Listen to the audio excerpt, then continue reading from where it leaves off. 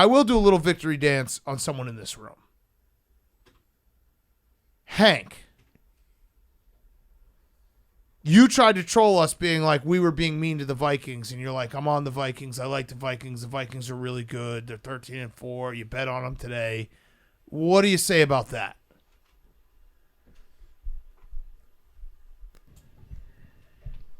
On today's part of my take, Super Wild Card Weekend, we're going to recap every game, 5 games. It was an incredible weekend of football.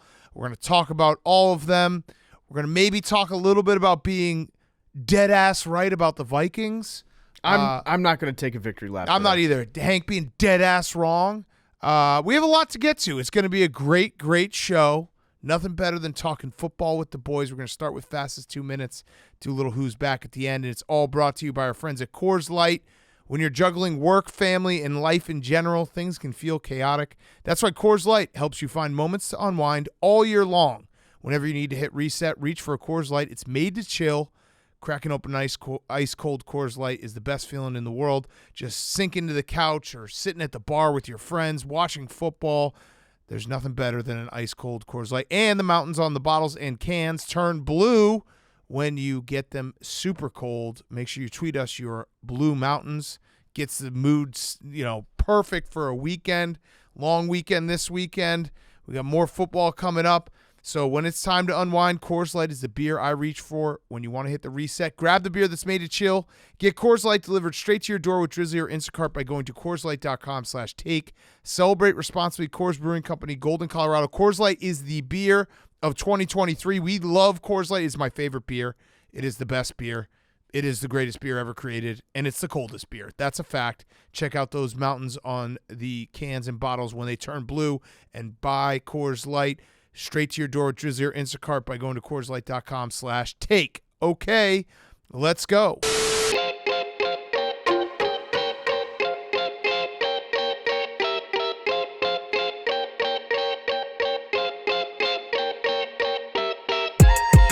Welcome to part of my take. Today is Monday, January 16th. Super Wild Card Weekend.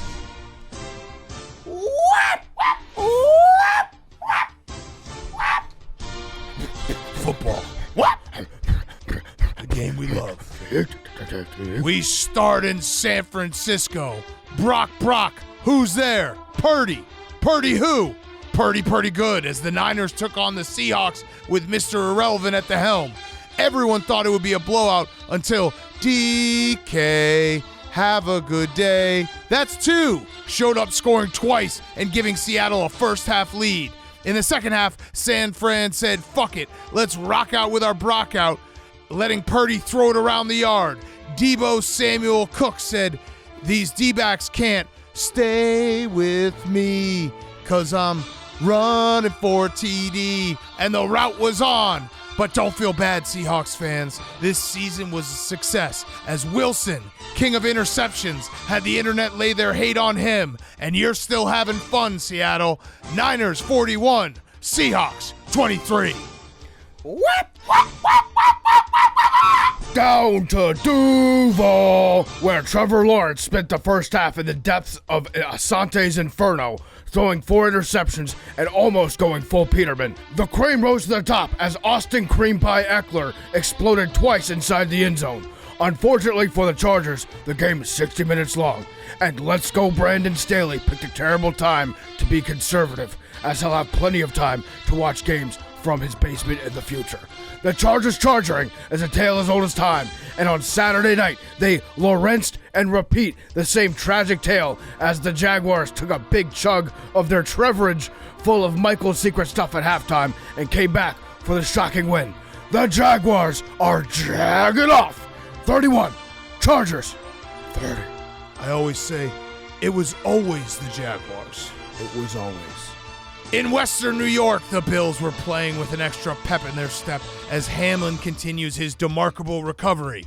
The scoring started with Dawson, I am the one who knocks, as he exploited the Dolphins' defense with too much speed, and Skylar White-Thompson hung around with way too much screen time, annoying Bills fans all afternoon.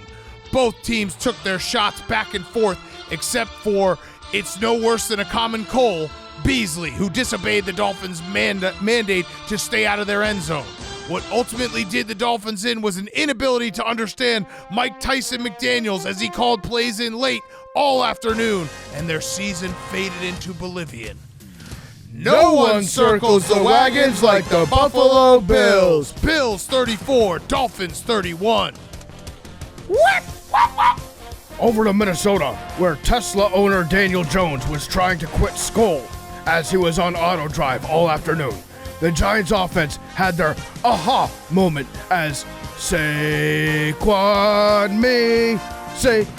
me ran through the television for 2 touchdowns. TJ Clockinson used his 2 hands to make every second count, saying, "Watch this," as the Vikings tried to build a win brick by brick. A very affordable, stylish watch brought to you by Dave Portnoy. Brian, Ready, Willing, and Dayball was up for anything as his offense gashed Minnesota all day, leaving Kirk with one last drive. "I'm getting to 4th and 8. I'm feeling this. You're throwing it way too short. I'm feeling this. Justin is way downfield. I'm feeling this. Why did you check down Kirk? I'm feeling this. Fade fell short this time. Kirk's throw fades till the summer. Giants 31. The G-Men beat the Vikings 24. We finish in Cincinnati, where the Ravens were up to the task as J.K. Rowling Dobbins took the Hogwarts Express to the end zone, and Baltimore was winning for the first 9 3/4 of the game until tragedy struck as Sam L. Ron Hubbard leveled up and Tom cruised his way to a 99-yard score, changing the entire game. And then the game came down to one final prayer as James Crochet almost knitted Baltimore to a win, but the ball bounced right in front of him, and the Bengals survive 24-17. Super Wild Card Weekend brought to you by our friends at Chevy, the commanding, unstoppable Chevy Silverado. Learn more at Chevy.com. 2023 is a truck year. This is the year you get your Chevy Silverado. This is the year you become a Chevy guy. So go, or girl, check it out. The commanding, unstoppable Chevy Silverado. Learn more at Chevy.com, the greatest truck ever created. Go check it out. Tell them PMT sent you. You get a free cup of coffee, free tank of gas, and $100 off your brand new Chevy Silverado. That deal might not be legally valid. Go check them out right now. Chevy.com.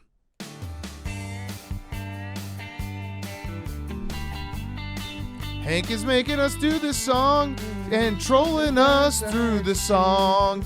He just started playing the song because he didn't know how to make us look like a fool. Come on, Hank! Get your head out of the spank bank! Hank You're took the ruining Vikings this podcast. and he's an idiot. All right. Welcome to Part of My Take. Super Wild Card Weekend, almost in the books. We still have Monday Night Football, and I just want to start the show by saying, holy shit, that was so much fun. That was a great 2 days of football, 5 awesome games. Like, think about it. Going into this weekend, I think there was a little bit of a vibe like, oh, a lot of young quarterbacks, first-time quarterbacks, maybe not the sexiest matchups.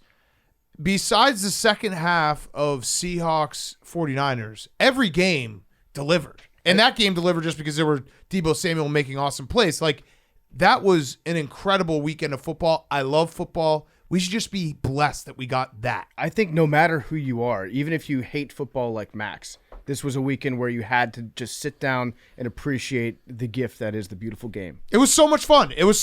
So we have so much to get to. But we wanted to just respect football first and say, thank you, football, because I think you need to have those moments where you take a step back and be like, you know what? Whether your team lost, your team won, your bets lost, your bets won, like I lost a lot of bets, whatever, who cares? The football was awesome. Sometimes it takes having football taken away from you for a brief period of time to really realize how much you truly care for it. Right, those 3 quarters on Monday Night Football. Yeah, we missed out on about 2.5 hours of potential football. Yeah. And guess what? It's funny how the universe works because we're going to get those back and an extra quarter. Yes. Next weekend. In a great divisional round that's very, very exciting. All right, so let's get into every game because we have 5 games to get to. We watched all of them. It was That's the other part about wild card weekend. I mean, all the playoffs. Wild card weekend. Yeah, super wild card weekend. Being able to sit down and just focus on one game is so awesome. So I was thinking about this today when we were watching. We had 3 games back to back to back, which was incredible.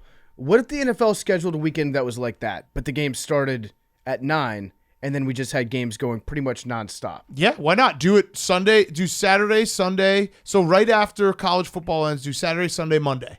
Yeah. Start every game at 9. Yeah. But then we could have a Europe game. You could have a Europe start game. it in the morning. You can even do a Friday night game. Yeah, the problem with that is that we say that because these are the best Teams? 14 teams remaining. So then we would have to watch like the Bears play the Texans, and everyone would be like, "What the fuck is this?" I think I just say it because the NFL has me by my balls. Yeah. And I will watch whatever they put on my screen. It is like being able to just soak in every single game and be able to watch it and like see the ebbs and flows and where the games change. It's the best. You know what? We're giving each game its proper credit. Right. And the attention it deserves. Exactly. So let's start. We'll do chronological order. Niners 41, Seahawks 23.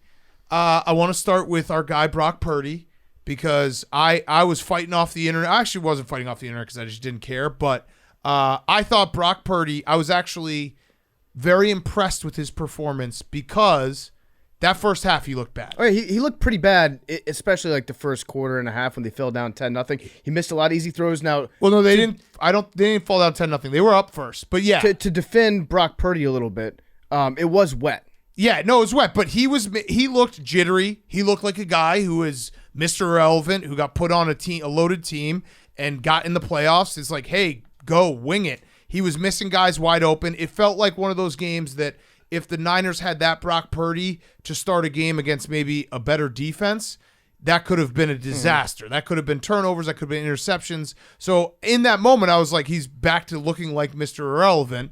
Everyone then dunked on me on his second half. He did look bad in the first half, but where I'm giving him credit, I thought the fact that he looked like that in the first quarter and a half and then came back and was lights out, like if you're a Niners fan, you watch that game, your one worry is Brock Purdy. How's he going to respond to his first playoff game? Not well to start and then incredible to finish. And now he's got one under his belt. He started 9 for 19, 147 yards and 1 TD. That's a stat line that if you were just looking at the stat line, you're like, oh, it wasn't that bad. He missed like wide open guys. He didn't see Deebo Samuel on one route that was like an easy touchdown. But then he finished 9 for 11, 185 yards, 2 touchdowns. He couldn't miss in the second half. Yeah, I mean, the best thing that I can say about Brock Purdy is I think he would be a perfectly average quarterback in a system that wasn't Kyle Shanahan's system. Yeah. I think he's got like his DNA, his makeup is such that I think he can exist and be a starting quarterback somewhere else. Maybe not like super successful right now. Who knows what he's going to grow into. But right now, he is like the perfect quarterback for that team. I don't know, like we can look down the line a little bit and say, I don't know how Trey Lance is going to come back and take that job from Brock Purdy. The way that Brock Purdy's playing, he's playing as good as you can possibly hope. I think Brock Purdy's the future for the 49ers. So the only thing is, what if they got Tom Brady to go there next year? If they got Tom Brady, I think that Brock Purdy would probably take a year back and probably gladly study underneath Tom Brady, and then it's his team. He's like quarterback in waiting at that point and take over. Because remember, the Trey Lance pick, after like the smoke cleared and everything came out, it kind of came out that it wasn't Kyle Shanahan's pick and he got overruled. He actually wanted to take Mac Jones. So like I wouldn't be shocked if Kyle Shanahan's like, hey, Brock Purdy's winning games. He just won us a playoff game. He is playing very, very well. Like I said, in the moment at the start of the game, he didn't look great. Anyone who would disagree, I would be like, what game are you watching? Those first, like it was like one of the first 2 drives where it was actually the benefit was he was so off, they were not interceptable because he like threw behind his receiver by like 5 yards. So it wasn't even close to interceptable. But the way he finished, I was watching. It's like maybe he is Kurt Warner. He had one where he missed his receiver and the cornerback high by like 7 feet. Yeah, right. And so it landed harmlessly, and the camera zoomed in on Purdy's face, and he just didn't even really blink. He was just like, "Hey, that's on what I'm me," saying. And he didn't get down on himself. He's fun to watch. I officially like Brock Purdy. I think we need to stop talking about him as just being that's what I'm perfect saying. for that system. Yes, I think that Brock Purdy is officially now he's been upgraded to not a bad NFL quarterback, and I mean that in like the global sense of the starting 32 quarterbacks. Yes, and he's not a bad starting quarterback in terms of the totality of the league. While admitting that he is on the best system because, For sure. When you get to the playoffs, your big-time players making big-time plays. Christian McCaffrey going 136 total yards and a touchdown, and Debo going 165 total yards and a touchdown. It is so much fun watching the Niners where they're like, oh, let's just get it to these two guys and Brandon Ayuk and George Kittle and let them just be better than everyone. Like that Debo, when he ran for that touchdown, and that Christian McCaffrey 60-yard run whenever it was early in the second quarter, I want to say. I think it was his first run of the game. Yeah, you're just reminded holy shit, the Niners are as loaded as can be. But yeah, I'm a Brock Purdy believer, especially with how he responded to the start of that game. I think he's going to be the quarterback for the Niners next year, barring some Tom Brady or some other type of catastrophe. I actually went and looked at Brock Purdy's draft pros and cons. So his pros were plus accuracy, quick release. His cons are kind of funny because a couple of them are actually strengths in Kyle Shanahan's system. One of his cons was written as field vision narrows too often, which okay, you have the best players in the world on your team. It's okay if you narrow in on Christian McCaffrey or Debo Samuel. And a lot of times the plays that they call for you in San Francisco are you're going to do a pump fake to the left, pump fake to the right, and then here's the option that you're throwing and then the slant right over the middle. Yeah. And then the other one was plays tight, few calculated risks. That also is kind of a pro in Kyle Shanahan's offense where it's if you play in the system, it will, and you don't make the mistakes, if you don't try to be a hero, the system will work for itself. Yeah. If I was a scout, what I would do for every quarterback that was projected to fall to the 5th, 6th round, I would just say upside could have a Tom Brady type career in the right environment. Yeah. And then once every 30 years, somebody will dig up that scouting report and you're right about one of the guys. That turns out to be the best. Yeah. Then you look like a genius. Yeah, just talk out of both sides of your mouth. Yep. It also, I was reading some of the quotes after the game, the way the Niners players are talking about Brock Purdy, they 100% believe in him. And why wouldn't you? They've won 11 in a row. Yeah. And I mean, so this game, let's talk a little about the Seahawks. It was crazy because I think we all expected the Niners to kill them, and the game was close. The Seahawks were winning at halftime. The game basically switched on that one penalty that the Seahawks took in the red zone where it was 23-17 with 3 minutes left in the third quarter, which is if you're the Seahawks, you're driving down 6 points in the third quarter against the Niners when you're whatever it was, 10-point underdogs. Mm-hmm. And they get that illegal man downfield on a 7-yard gain that would have made it 3rd and 2 from the 10. They back up. Niners get the strip sack, and then it was over. Yeah, and then it was just okay, now the route is on. The strip sack was the one mistake that they could not afford. Right. And it seemed almost too easy that they got to Geno on that one. And I feel a little bit bad for Geno because he had a season that he needed. Geno as a person. He's the future. As a person, he needed that. So they're probably going to bring him back. I don't see why they wouldn't bring him back. I don't think Pete Carroll wants to try to develop somebody else new after what he's been through this season. But Geno Smith is worth more to the Seahawks than he'd be worth for any other franchise out there. So if you look at the teams that need a quarterback right now, the only one that I would like to see Geno Smith go back to more, I would like to see him go back to the Jets. Jets, yes. That would be absolutely. Cool. Unfinished business. That'd be fun. That'd be very fun. And I actually think that he'd be a good fit on the Jets. No, I didn't think Geno, it kind of sucks because Geno made 2 big mistakes. He had the interception and the fumble. And it sucks because you're oh, Geno, he the game ended on that play because then the Niners went 70 yards and they went again and it was just over. But Geno played pretty well. It's just that the Niners are so much better than the Seahawks. He had to play perfect. He didn't play perfect. You know what I mean? It's kind of unfair to be their margin for error was so small that they had to play a perfect game to be able to beat the Niners, and they did for a half.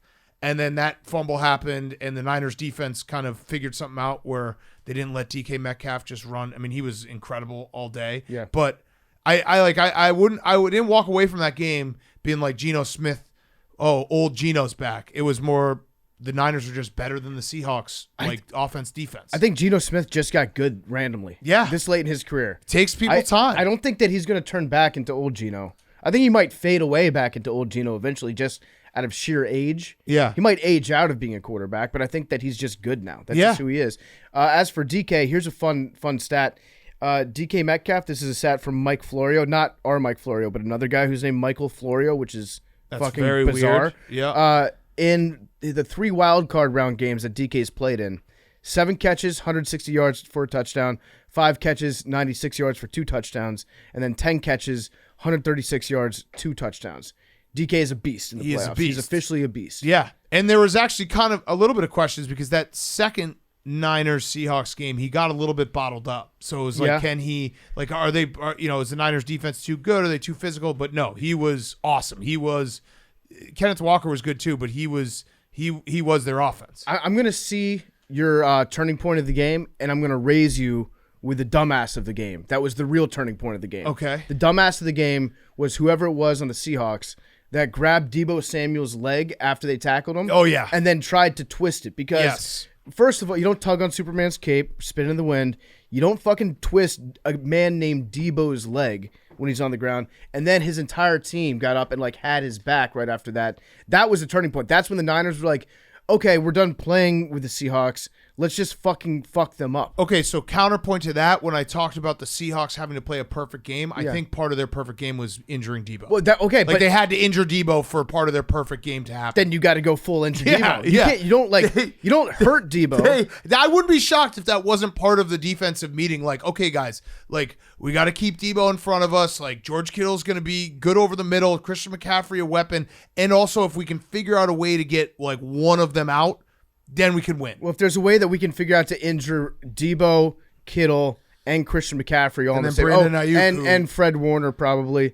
Somebody needs to have a knife. Yeah. Which one of you guys wants to have the knife on the field today? I love Brandon Ayuk, by the way. He's so underrated because he plays in such because everyone thinks Debo, Christian, McCaffrey, Kittle. Brandon Ayuk is awesome. He had a nice block on that dime that Brock Purdy threw to Debo, where Debo had 65 yards after the catch. Yeah. He just hit the burners. And it was like, okay, no one's going to catch him. It was awesome. But yeah, Jay, can you figure out who that dumbass of the week was that twisted Debo's leg? Yeah, it was a very stupid play. Super moron. Also, weather's not real. Hank, shout out you. You were right. I don't know if you said for this game, but you're right. I bet the over. I mean, smashed it. It was sunny. It was like sunny in the second quarter. That was the most false news of all time. I think they just did that. I think here's my, tinfoil hat, maybe a little too woke. There was perfect weather everywhere else, and they're like, we need to pay our weather people we need something to fill a little bit of time on the pregame shows, so let's just make up a huge rainstorm in San Francisco. Well, at the start of the game, it was wet. Pete Carroll was wet, and that's when I saw that, I was like, he's always a little the moist. 49ers are in trouble because we got a damp Pete Carroll on our hands, and he's a better coach when he's wet. Everybody knows that. The gum smacks louder, the hair sticks together, he gets to wear one of those slick little raincoats that he likes. His skin looks better when it rains, it glistens. And then he just dried out. He just dried out over the course of the game because I think it stopped raining entirely in the first quarter. Yeah, a little peek behind the curtain here. I mean, I'm not a meteorologist, but one thing I use to kind of handicap whether or not weather is real is if the tweets and videos that people are using come out like 5 hours before, it's usually not going to be that weather in 5 hours. Weather changes. Yeah, that's kind of, that's the little insider tip for the people out there.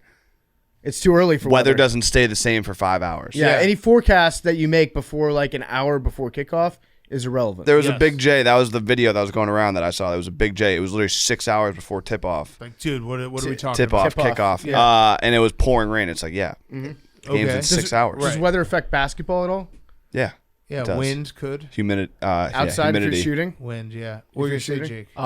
It was actually Hard Knocks legend Jonathan Abram. That's right. From the Raiders. That's right. The guy Salmon. Gruden had to be like, hey, can you please not hit Derek Carr during walkthroughs? Yeah. He was like, haha, okay, coach, whatever. And Gruden was like, no, I'm serious. Please don't injure our starting quarterback. And he kept on asking people what salmon is. Yeah, what's salmon? What do you mean salmon? Yeah.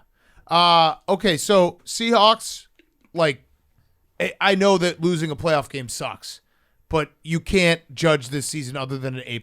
Yeah. They have the 5th pick.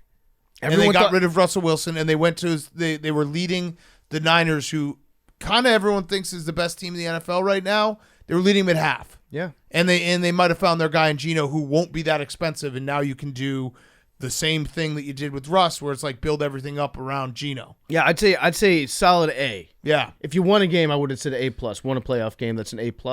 But you're very happy with where you are right now, especially considering that Most people picked you to win 3 games this year. Yes. Last question. So Niners, Max. Let's have an honest conversation. The Niners are scary. Sure. Yeah. Yeah, no, they are. No, they they're are. a scary Yeah, but team. there were Max- things that I saw yesterday that were like, we can be this. Max, do we tell. can- Max, can I just tell you, Break like, down the film. It's okay to be scared. Wait, no. I want to hear Max break down. Where were the weaknesses? You already said it. Brock Purdy in the first half, like against a good defense, he got away with so many things in that first half. And also, credit to the Niners defense.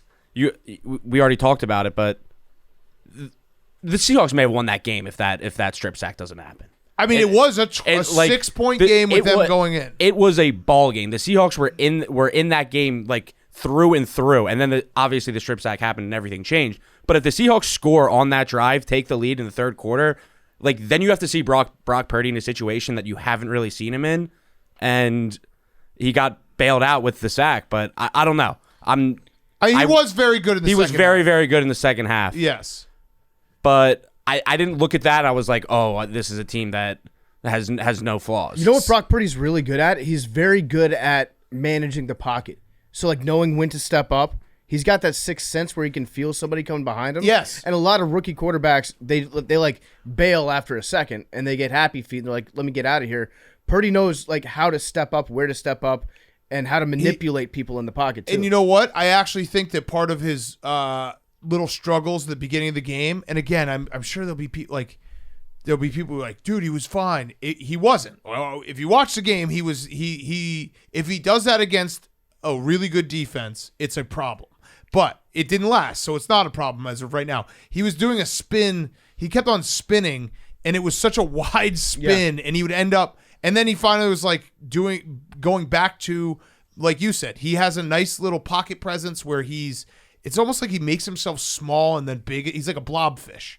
He makes himself small and then he makes himself big again. Like he like fits through little areas and has a presence of mind of like where everything is. Mm-hmm. And I think I'm back. I started the game being like Brock Purdy's a problem, and I ended the game Brock Purdy's back to being Kurt Warner. I think Brock Purdy is just he's a very, very not bad quarterback. Yeah, but it is true. Max is right. Like if he has a bad start like that and they get in a hole, it could look differently. I just think the Niners are so good. Can we compare him to Kurt Warner though?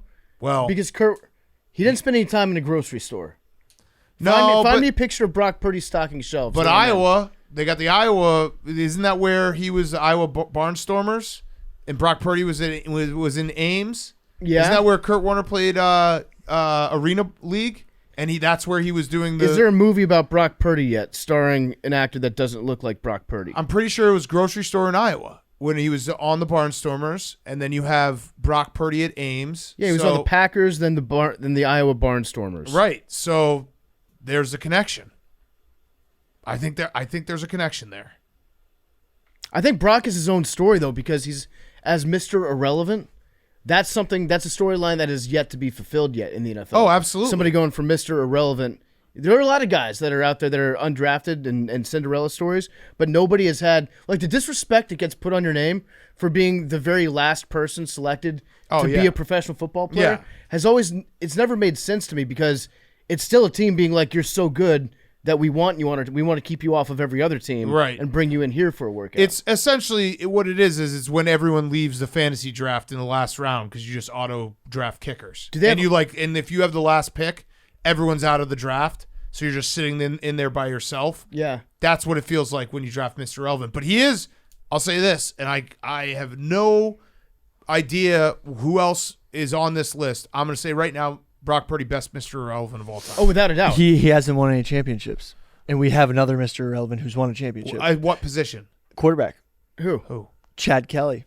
Grey Cup winner. All right, so I'm going to say it again. He hasn't won any Brock Purdy's championships. the best Mr. Irrelevant of all time. Yeah, that's what I'm saying. Like, that's the story. He is one of one. Brock Purdy, one of one, the best Mr. Irrelevant. I should have known it was Chad Kelly. It's I thought for a second there Billy was going to drop like a 1975 Mr. Like, come on. It was Chad Kelly. I was going to say the Mr. Irrelevant thing is like, it's like at the end of the night at a bar, and you've all had a bunch of drinks. The selection is not what it should be. And then you're like, okay, that person. And then you end up going home, and then you're like, you know what? I got to get up for work early tomorrow. Yeah, but that's what Mr. Relevant usually is. This Mr. Relevant just turned into a spouse. Yeah, that same thing played out, and then it's like, oh, it was actually Brad Pitt that I went home with. Yeah, congratulations. Brock Purdy. You're Brad Pitt and Kurt Warner. He was like Brad Pitt dressed up in like elderly makeup, like when Kyrie Irving goes to Rucker Park and pretends to be an old guy. We're doing the thing where we're talking ourselves so into Brock Purdy that's it's gonna end in disaster. But I went through it getting I just have to have a side note. And I know this is just how Twitter works, so there's nothing you can fix to it. But the people who show up like 5 hours later after a tweet, I wish I could edit it. And just be like, anyone who quote tweets this has a small dick and is a loser. Because they were like, when I tweeted it, he looked like Mr. Irrelevant, and then he played well. And then I was getting quote tweets like 8 hours later being like, bad take, bro. Well, it's like, well, we watched the game. You just got to give Brock Purdy time to settle in a playoff game. Sunday. Yeah. It was his first playoff game. Yeah, no, it was. So it was expected for him to take some time to become the Brock Purdy that we've seen over the last month. Yeah. Brock Purdy's he's just, I think, end of story, Brock Purdy is officially not bad. Yeah, agreed. We actually have an actual Mr. Irrelevant who's won a Super Bowl. Who? Ryan Suckup, the kicker for the Bucks. Oh, okay. Well, but kickers don't count. All kickers are Mr. Irrelevant. Yeah. So, all right. So I learned my lesson because it will segue into the next game with the tweet. I did the same thing in this next game with someone playing very poorly in the first half. But I made sure to clarify the exact time and place in the game. And it was Trevor Lawrence after throwing 4 interceptions to start the game. The Jaguars won 31-30 against the Chargers. Trevor Lawrence started the game 4 for 16 for 30 yards and 4 interceptions. And it was as bad looks. And on top of that, I forgot I said that I don't think Asante Samuel Jr. is that good. He had 3 interceptions in the first quarter. That couldn't have gone worse for me. All right, so as far as the Jaguars and the Chargers go, I'd like to make a motion to ban the word Chargers from the studio. Well, you're hurt because you put a future on it. We can all admit, we all saw the same thing. Yeah. I don't think that we should disrespect this podcast by using that type of language in these walls. Okay. It's like saying, like saying Macbeth in a theater. Mm-hmm. The whole place is probably going to burn down. We should not say Chargers in the walls of Part of My Take until they win a playoff game because the Chargers, they're dead to me. They're officially dead to me. I think that Brandon Staley should be tried for war crimes as a war criminal. I think that it's a disgusting act what I saw in the entire second half of that game, and the fact that everybody saw it coming at the end. At the end of the first half. Shout out Max. The second, I mean, Max said it, Billy said it, I tweeted it. Everybody knew it was happening. Yeah. The second that they did not score a touchdown to capitalize on that muff punt in the second quarter, everybody was like, "This is going to happen." Oh yes. Okay, it will happen. So it's so much worse than that. We'll talk about the Chargers first. We'll get to the Jags. The Jags are like, that was an awesome night. We'll give them their flowers. But so the Chargers. I was reading an article by Daniel Popper. Shout out, that's a great name on The Athletic. He broke down the play. So the turning point. If we want to talk about turning points in the game, the Chargers getting the ball back or getting the ball with 3 minutes left, and they're up 27-0. And if they get a first down, if they get 3 points on this drive, if they just wait, if they just go into halftime up 27-0, they probably win this game. If you remember, obviously they punted, they went 3 and out, and then the Jaguars came down, scored, and it felt like the momentum had shifted right there because it was like, oh, Trevor Lawrence has found something. Like he was as bad gets, and then he found something.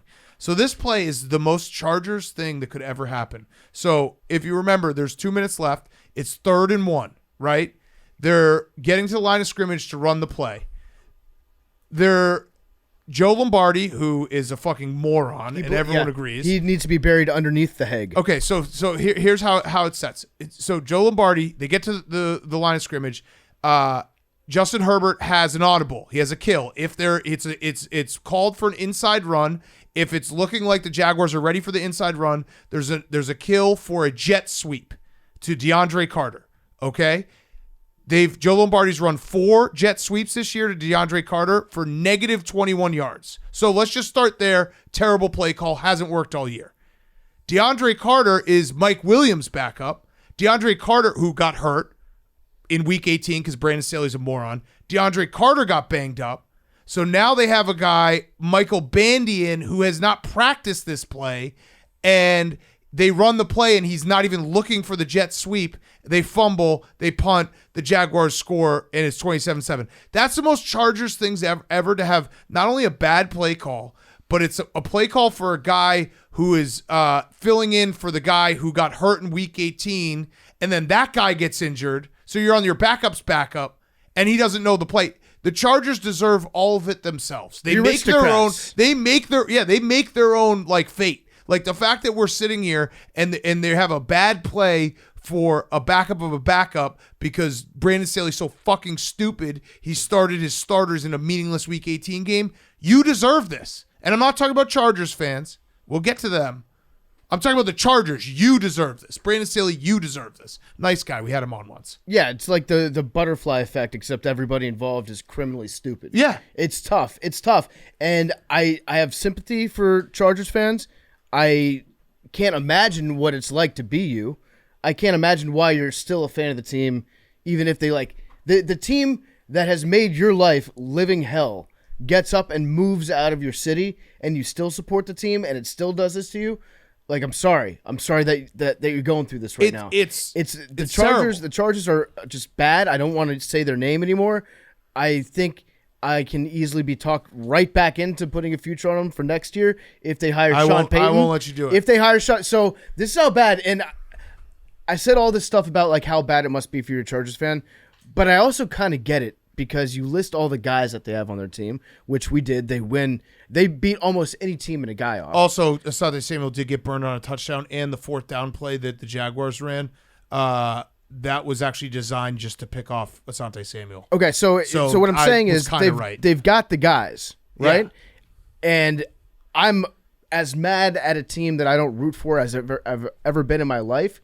And within about 15 minutes after the game, I found myself logging back onto the sports book and seeing if I could get a look ahead for 2024 Super Bowl. Chargers. Thinking that Sean Payton might coach the Chargers at that point. So I understand that it's a disease being a Chargers fan, and I've got a touch of it. It's also an incurable disease. Like we always joked about. Yeah, we always joked about. It's terminal, PFD. We always joked about Phil Rivers and like this tragic.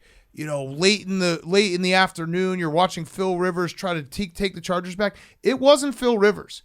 It was like if Phil Rivers went to the Giants, he would have won 2 Super Bowls. It's the Chargers. And it's so much so that in this article, I still can't believe that like this Brandon Staley had to say this. He actually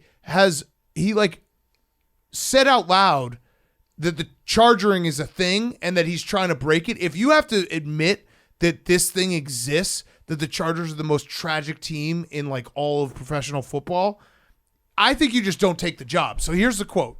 This is Brandon Staley. The history of this team when I got here, it was like someone's going to get hurt. They're going to blow a lead. Something catastrophic is going to happen. There's this chargering, and there's all these external factors that I know in my life.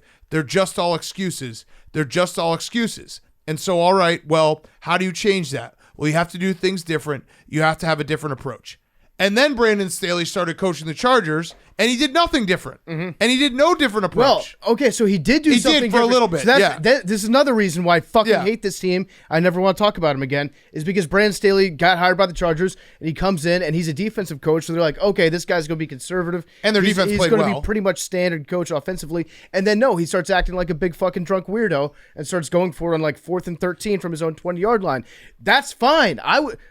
go out there, be crazy. You can't game plan against crazy. They don't know what to expect. And now this year, what did we say on Thursday? We're like, we get the vibe that Brandon Staley is going to be normal. And he's going to be very conservative. And guess what?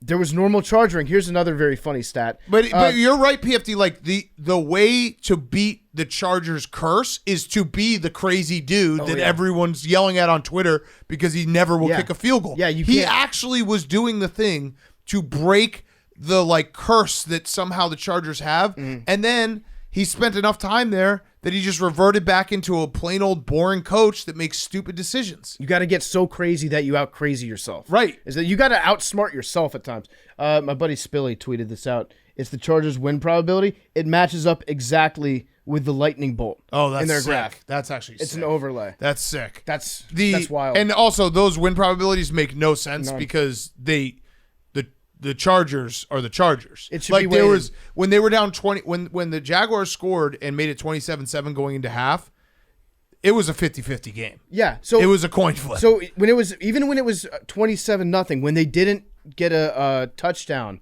off the muff punt, I think a lot of Chargers fans out there were like, well, this can go really bad if Trevor takes the ball down the field and if they score a touchdown right now. And that's exactly what happened. It could have been way worse at halftime for the Jaguars. As bad as it was and as bad as they played, they could have very easily been down 35-38-0 at halftime, and they weren't. And like the ball dropping off of the head, the team stat hole texted me, teams in the playoffs that had a +5 turnover differential were 26-0 going into this game. Yeah. And then the Chargers and then the Chargers they happened. had +5 turnover differential. The Chargers and the Falcons should have their own probability chart, which is heavily weighted. It's like the American dollar versus the Canadian dollar. Yeah. We should just like subtract 30% from whatever the win probability says it is for those teams. And I do like that they have their distinct ways, like the fact that the Chargers finally got everyone healthy, and then Brandon Staley was like, let's play everyone week 18 and then lose Mike Williams, who, if you've seen any of the stats, like the Chargers are awesome when Mike Williams is on the field and they're average when he's not. And then you get plays like I mentioned before where you have the backup of the backup trying to run a jet sweep that he didn't practice, which was a play that fails anyway. But Brandon Staley,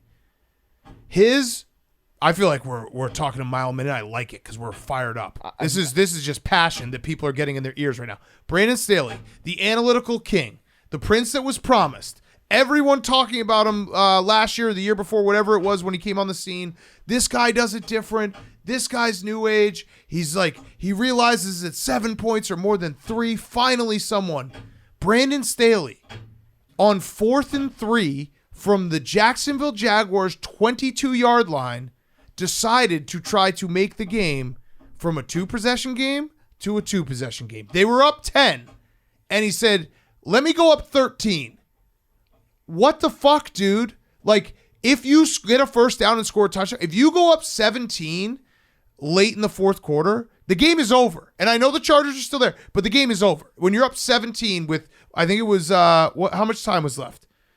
It was like maybe like 4 or 5 minutes left. If you go up 17 there, the game is officially over. Like that means you have to score. They have to score 3 times. That means they have to get an onside kick. No one gets onside kicks. All that stuff. He was like, no, let me try to kick a field goal. And guess what? The kicker missed it.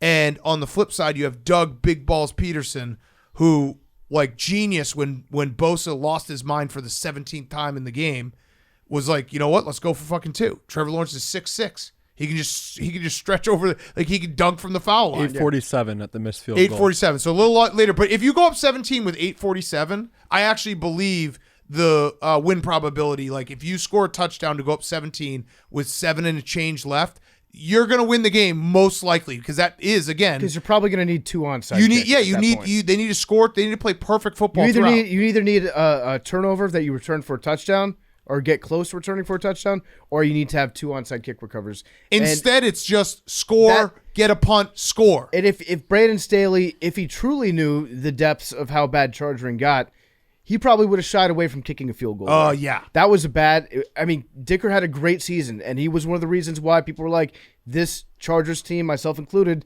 is different because they don't have a shitty kicker. They've got a good kicker now, a good young kicker, it looks like. And he choked on that one. It was bad. And somebody on that Chargers team, I know it was 4th down or whatever, somebody on that Chargers team should have told them, let them score a touchdown. Yeah. Instead of trying to tackle, was it Etienne? Yeah. Instead of trying to tackle him inside the 10-yard line, just let him score at the end of the game, get the ball back. And that play, Doug Peterson had run that almost exact same play against the Chargers earlier in the season. And Benjamin Solik did a good breakdown on Twitter where it's essentially they crash everyone in the middle and they run wide and essentially say Etienne versus Asante Samuel in space. Asante Samuel can't tackle this. We will win this every time. And they literally got that exact same matchup again. And he ran. And like that, the Jaguars, I just still can't believe Brandon Staley tried to kick that field goal. It's crazy. He was the guy who was supposed to change everything, and he just turtled And I feel bad for him because he is a really nice guy and he is a defensive guy. So, like, a lot of the blame should be on Joe Lombardi. And we should say Justin Herbert wasn't great. Like, there was the fact that the Chargers, it was actually a big win for meatball football, like guys like us who still hold on to some meatball takes, because the Chargers were up 27-0. They ran 25 passes, 7 designed runs, and the 7 designed runs went for 7 yards. It's great to, like, every now and then be reminded, like, if you can't run the football, you can't win these games. Because if they could run the football, if they could get first downs with running the ball, no one comes back from 27-0. Guess what? RG3 was vindicated. You have to be able to have more rushing attempts than your opponent if you want to win in the playoffs. Yeah, and I'm now, with the Chargers, the way that they use their running backs, it's a little bit different. Like, Eckler, of course, he catches passes, but that's part of their running game. But he wasn't. And he's great. And Justin Herbert, I still think Justin Herbert, I would take him probably over almost all the league except for like 6 or 7 quarterbacks. If I were to like start right now with a new team, I still think Justin Herbert's an awesome quarterback. You have to be able to get a first down in the fourth quarter of that game. That is on him to not be able to like just seal this game, because there's a lot of blame to go around. Most of it I think should go on Lombardi. And I put like 50% on Lombardi. I put like 40% on Staley, 9% on Herbert, and then 1% on God. Asante Samuel, too. Well, I was going to say God for creating the Chargers. Yeah. He knew what he was doing. Asante Samuel Jr. might be good. I was wrong, okay? It was actually very funny that he had 3 interceptions because that was such a throwaway comment on Friday. He's not even that good. He's not even that good. I forgot I had said it, and then he got his first interception. I got a few tweets. Then he got his second, and I was just bombarded. Then he got his third, and everyone's like, "You're the dumbest person alive." I was like, "Guess what? I am the dumbest person alive." Like, that was a throwaway comment. I'm stupid. The Asante Samuel Jr. thing, when he first got to the NFL, that was the first time I was like, what the fuck is time doing right now? Also, Ken Jack, who actually was one of the original interns for this show, who's a diehard Chargers fan, I asked him, I was like, why do I think Asante Samuel Jr. is not that good? He's like, you probably watched him against Devontae Adams, which isn't fair because Devontae Adams that great, but he's like, any really good route runner torches him. Well, he's had some bad games. Yeah. And it's not just Devontae Adams. Like, he's not awesome. But it's also, I mean, my dumb brain. If I watch one thing happen once, I make a decision on that person. Yeah. And that's cemented forever. So I hand up. That was stupid. He played great. I still can't believe, like, I can, but the Chargers. So I wrote down, I did a quick, like, because, you know, we've talked about it before, you know, Minnesota, when they've had heartbreak. We'll get to you guys, Minnesota. But the Chargers is a franchise, I think, just because their fan base isn't that vocal and they've been nomads, they don't get the credit for being such a tragic franchise. But going through it, starting in 2006, when you remember the game they played in the playoffs against the Patriots, and the Chargers were up 8 with 8 minutes left, and Tom Brady threw an interception, and then Troy Brown stripped Marlon McCree and, like, literally intercepted it. Game over, essentially. Running down, Troy Brown strips him, ends with Nate Kading missing a field goal to go to overtime. 2007, Phil Rivers tears his ACL. I think he missed 3 field goals. He did, yeah. Too. So Nate Kading missed so many. That year he had missed 3 field goals the entire season, and he missed 3 field goals in that game. And there's more Nate Kading coming up. 2007, Phil Rivers tears his ACL in the divisional round. They go to Foxborough. They actually play the Patriots pretty tight. I think they lost by like 9 or something, but he plays with a torn ACL. 2009 was the divisional round. It's 2009-2010 season where they lost 17-14 to the Jets. Nate Kading missed a 40-yarder and a 36-yarder. 2010 was the year that they had the number 1 offense, number 1 defense, didn't make the playoffs. They moved out of San Diego. They should have been in San Diego. They're literally subleasing their home stadium. They don't have a home. They get cucked every weekend. They had Phillip Rivers and LaDainian Tomlinson, and they got nothing to show for. Like, I feel bad for Chargers fans. I do. Chargers as a franchise, I don't feel bad. You make your own luck. Chargers fans, you don't deserve this. You dragged your most diehard superfan Boltman in front of a town council meeting and pried away the one thing that he loved and cared about in this world. So sad. Very sad. The Chargers are a very sad franchise. You know what else is sad? The fact that We've got an entire department of statistics and people that just do nothing but look up fun stats, not just here at Barstool, but also all across all the football watching channels. And nobody thought to tell us that Trevor Lawrence had never lost a football game on a Saturday. Yeah. What the fuck? Ever. Why? How? College. How did we miss that? High school. NFL, if he's ever played. Yeah, no, he did last week. He's never Last week he won on a Saturday. Because in college, he lost the championship games. Yeah. Those were played on Mondays. Mondays. He has never lost a football game on a Saturday. That's It's crazy. Yeah, and so let's talk about, because we've buried the Chargers. One last thing. This one was kind of just depressing. Brandon Staley this week, I guess, he tried to motivate the guys, try to get the Charger out of them.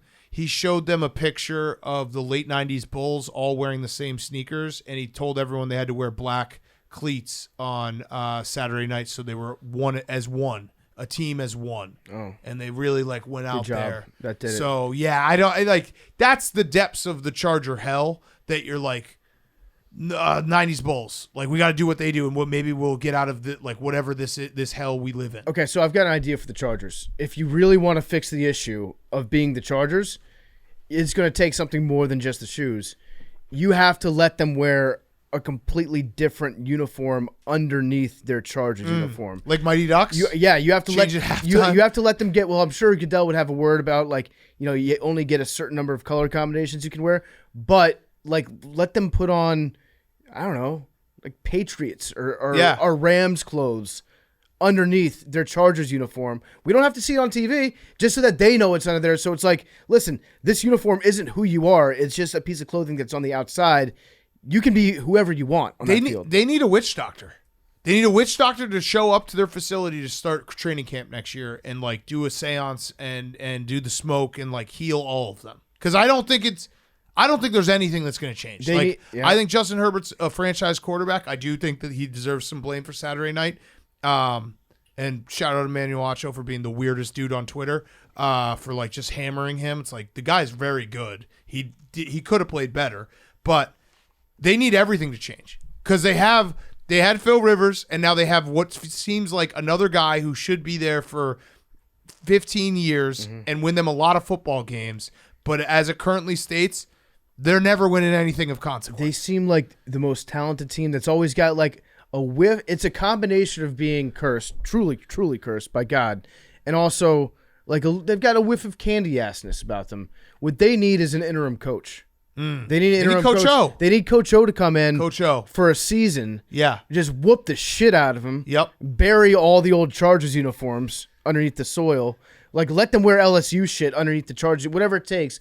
They need just the complete opposite of Brandon Staley for a season. Yes. It's old school. I'm going to chew your ass out. We're going to be tough. We'll probably lose a bunch of games because I'm such a tough coach and I don't give a shit about analytics. But guess what? By playoff time, you might be ready to win one. Yeah. Yeah. And also, for the love of God, do not ever play against Trevor Lawrence on a Saturday. Do you think Brandon Staley's going to get fired? I would personally. Would I personally fire him? Yeah, you better believe it. I would arrest him. Well, it's funny because he was kind of weirdly on the hot seat, and then they went on that run in December where they got into the playoffs, and then he immediately had maybe the worst back-to-back weeks you could ever have as a head coach. He lost. He played all his starters in Week 18 and lost one of his best players to injury, and then in the playoffs he lost a 27-0 lead and a +5 turnover. Who has had a worse back-to-back weeks? You can't have a worse coaching back-to-back weeks than what Brandon Staley just did. Yeah, so I don't know what they're going to do because the Spanoses are very strange owners. They fired Marty Schottenheimer after he went 15-1 and replaced him with Norv Turner. They don't like to spend a lot of money.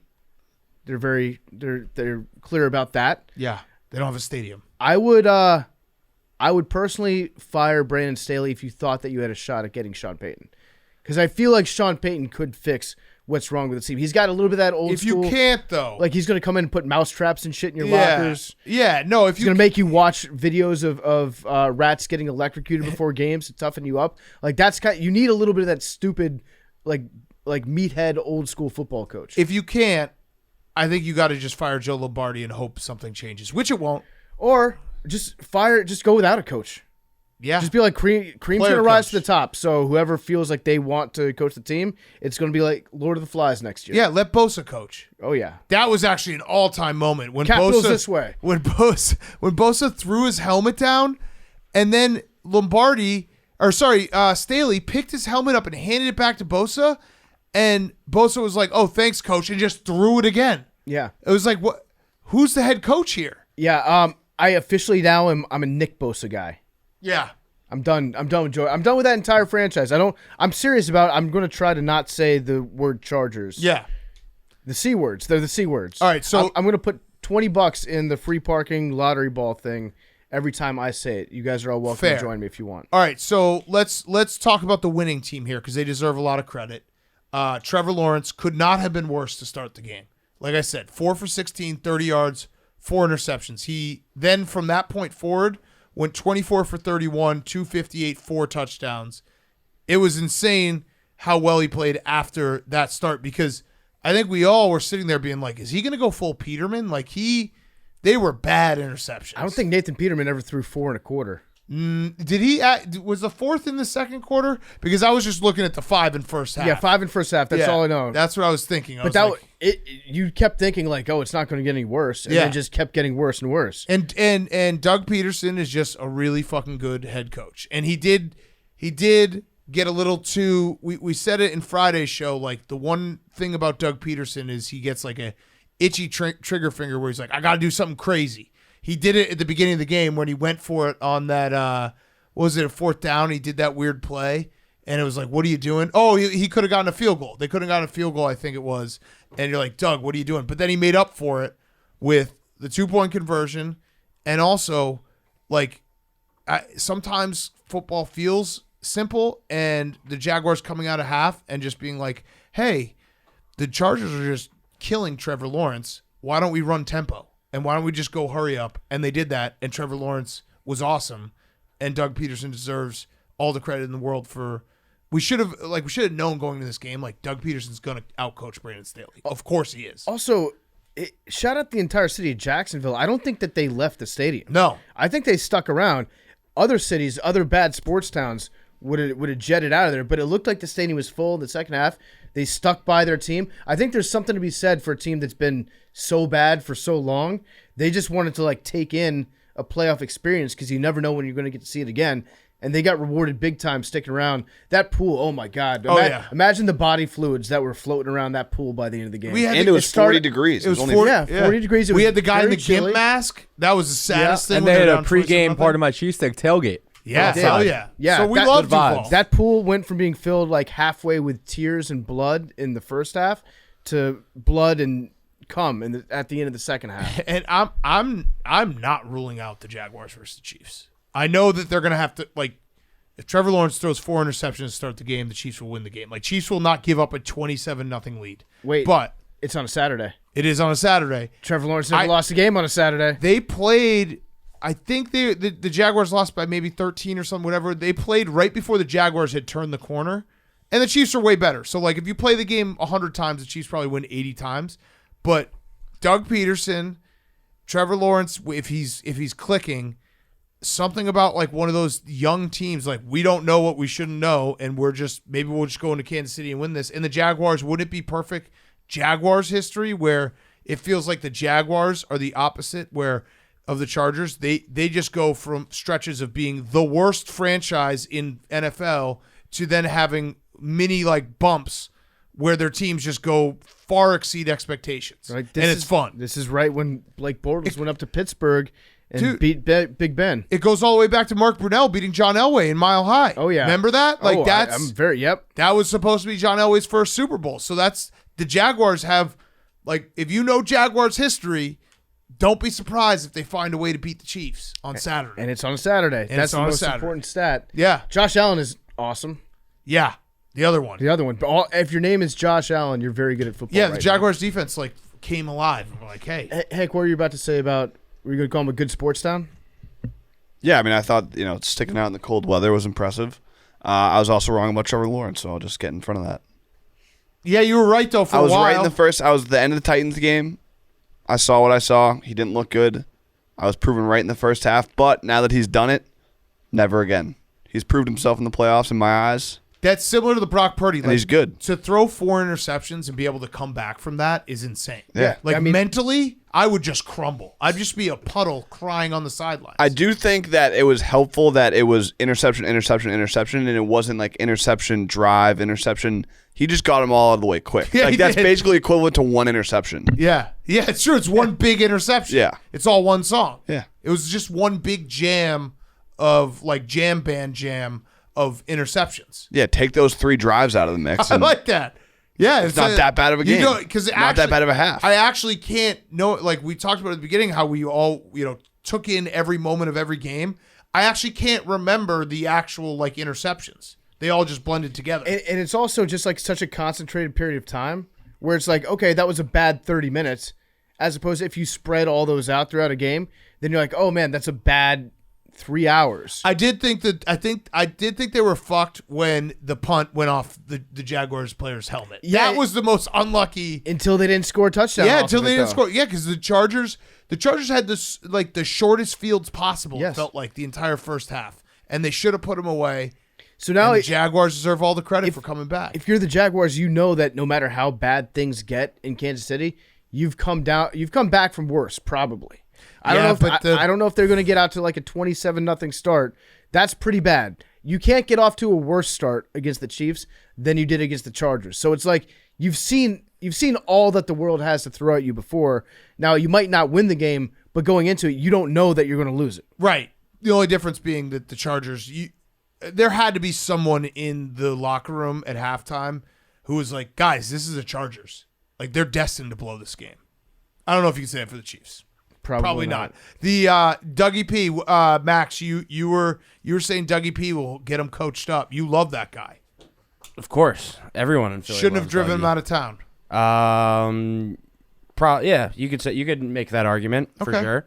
But he's doing well. Eagles are doing well. It's kind of a mutual respect, I believe. Both sides have moved on. Yeah. Who would you say won the divorce, Jacksonville or the Eagles? There's no winner. Sometimes there's 2 winners. There's always a winner. Yeah. You split ways and you both are very happy and you live the rest of your life happy. Who is thinking about the other party more? Who's looking at the other person's Instagram more?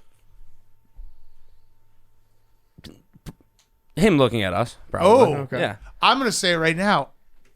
Doug Peterson has not coached his last game for the Philadelphia Eagles. You're going to bring him back? I think they could bring him back. I Yeah. like that take. Yeah. I like Like that what? take. Isn't that wouldn't that be perfect? I feel like Doug has fully embraced his Florida-ness. That's true. I feel like you get an old person down in Florida for I don't know, 4 days in the middle of wintertime. Yeah. Somebody from the Northeast, and they're like, well, I'm just not going to move back. Yeah. You guys can come visit me down here now. It does I'll always be playing canasta and shuffleboard. Yeah. It always freaks me out when he takes off his visor. Yeah. For the national anthem, they show him whoa, what is that? Very, very gray now. He It also- looks like the mop. It looks like the visor that has the fake hair. in Yeah, it. right, exactly. They get Yeah. at the gas station. Yep. So Jaguars, shout out Duval, shout out Chaps, Duggs. That was an all-time night. They deserved it. Trevor Lawrence, you've gained Hank's eternal respect. That's a big time thing. It is. He doesn't give that easily. I still think he I'm needs still to. trying to get it. He's got to cut his hair before he wants to win a Super Bowl. But Gotta besides win in that, the playoffs. Yeah. when they start playing the Super Bowl on a Saturday like they should, then I will start betting on the Jaguars to win win Super it Bowl. all. Yeah. Also, one last time, fuck you. Yeah. Fuck Don't say you. the word. Fuck you, C words. Yeah. C words. Yeah. Also, he went to Waffle we House after. we Even s- more respect. Oh, that is more legend. respect. Waffle House is maybe, as far as per dollar goes, Waffle House is the finest dining experience that you can have in the world. And also, Trevor Lawrence, someday, hopefully, he's on this show. I just have a million questions about his brother. That is still one of the most fascinating things. If you haven't seen his brother, it looks exactly like him, and he's a kind of a very successful artist. Yeah, It's complete different brains. Seems Left brain, cool as right shit, brain. yeah. Yeah. Seems like a very chill guy, but it's crazy to think one guy's an NFL stud and the other guy's a very successful artist. How The other How guy- does one family have that much success? the brother seems like he would absolutely hate Dabo Swinney. Oh yeah, Hate him. oh yeah, but loves Doug Peterson. They Yes. get along. Yeah. they get along. Oh, I shout bet out you- Urban Meyer too. Yeah. Urban Meyer laid the roots. Yes. He established a lot of the nucleus that we see down there in Jacksonville Facts. right now, we should give him credit. They should have him come out and do something. What do you do in Jacksonville before the game starts? You get a guitar. You just get a guitar. And Yeah. he can come out and just strum that G string. Yes. And also shout out Tony Khan, because if the Jaguars somehow get to the Super Bowl, you're going to let us go and be on the sideline. Sweet, yeah. Sweet in the second half. Yep. Can't believe what Vince is doing with the Saudis. You would never, Tony. Nope. Lit. We always were AEW guys. Yep. Okay. Before we get to Sunday's games, Instacart. I love Instacart. One of our favorite sponsors, because we got Instacart today. We were eating from Instacart today. They delivered us some chips, some Swedish fish. We got some Reese's peanut butter cups. We had everything. It's some Diet Pepsi. Everything can be delivered straight to your door. You don't have to get off your couch with Instacart. We've curated also the perfect assortment, and we've created our own Instacart bag that you can shop starting January 22nd. So you'll be able to shop our bag. You'll be able to get the Pardon My Take bag at Instacart, where the world is your cart. Instacart helps deliver all these possibilities with a fast, efficient shopping experience, fast and flexible delivery in as fast as an hour, or you can select a delivery window. Instacart has the widest choice in terms of items of any technology platform that helps deliver groceries from over 800 plus retailers. I'll just say this right now. You get delivered food all the time. Everyone gets delivered food all the time. Why not groceries? Because sometimes you don't want a meal. Sometimes you want snacks. Sometimes you want drinks. Sometimes you can get home improvement. You get household items, electronics, everything, alcohol, pets, beauty, and more. You can't actually get a pet, but you can get pet food, pet stuff. Why aren't we doing this? It's so much easier than getting in your car or walking to the grocery store. Just have Instacart hook you up. You can shop from your phone while you're sitting on your couch watching football, and now you can shop our cart. We created a cart starting January 22nd, so get free delivery when you cart your first order on the Instacart app and instacart.com. Offer valid for a limited time. Minimum order $10. Additional terms apply. And stay tuned to hear how and when to shop our carts. It's coming up. We love Instacart. Again, you're using your phone anyway to get stuff delivered to your house. Start doing it. Everyone's been sitting on the couch before and been like, I have a hankering for some chips. I have a hankering for some Swedish fish. I have this. I want this. I want that. You can't get it if you're trying to get, like a sandwich somewhere. Get it with Instacart. Instacart's the best in the business. So we love Instacart, and we're going to have a new cart that everyone can order. That will be the Pardon My Take selected items, the perfect football guy items, coming soon with Instacart. So get free delivery when you cart your first order on the Instacart app and instacart.com. Go check it out now and get ready for the PMT cart on Instacart. Okay. Sunday afternoon, 1 o'clock. Bills 34, Dolphins 31. The Bills flirted with disaster.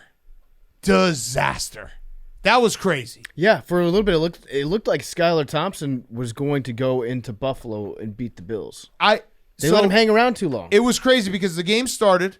It was 17-0 before you blinked. I think the Bills scored their first. I think they were up 14-0 in like the first 7 minutes. And everyone had the same thought everywhere in America. This game's a snoozer. This is the one game we can all just like, all right, let's get to Vikings Giants. And then weird shit started happening. And the Bills started turning the ball over. And the Dolphins hung around. And then next thing you know, it's 34-31 and the Dolphins have the ball and a chance to tie or win the game. And you're like, how the hell did we get here?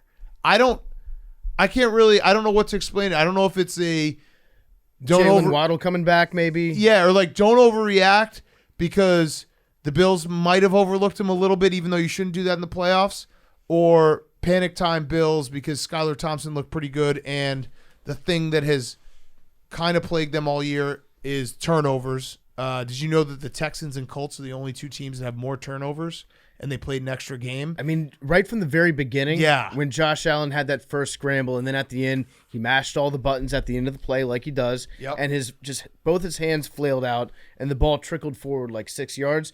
You knew that it was going to be that kind of a day for Josh, which is fine. You get good Josh and bad Josh, and usually good Josh wins that fight in straight sets, but he will turn the ball over sometimes. You have to be ready for that. I think what we're looking at in this is like we're saying, yeah, Skylar Thompson almost beat the Bills, and we're looking down our noses at Skylar Thompson because his name is Skylar. Yeah. And so it's like, wait, he's not supposed to be. You can't get beat by a Skyler in the playoffs. Kansas State, too. And in reality, if you watched how Skylar Thompson played today, I actually think he looked really good, not because of everything that the Bills were doing defensively. I think that Skylar Thompson just might be a lot better than we thought that he was going to be. Yeah, and The fact that he's a third-string quarterback makes people be like, oh, his name's Skylar. He went to Kansas State where they let anybody in with a hole in a heartbeat. And he's a third stringer. He's a third stringer.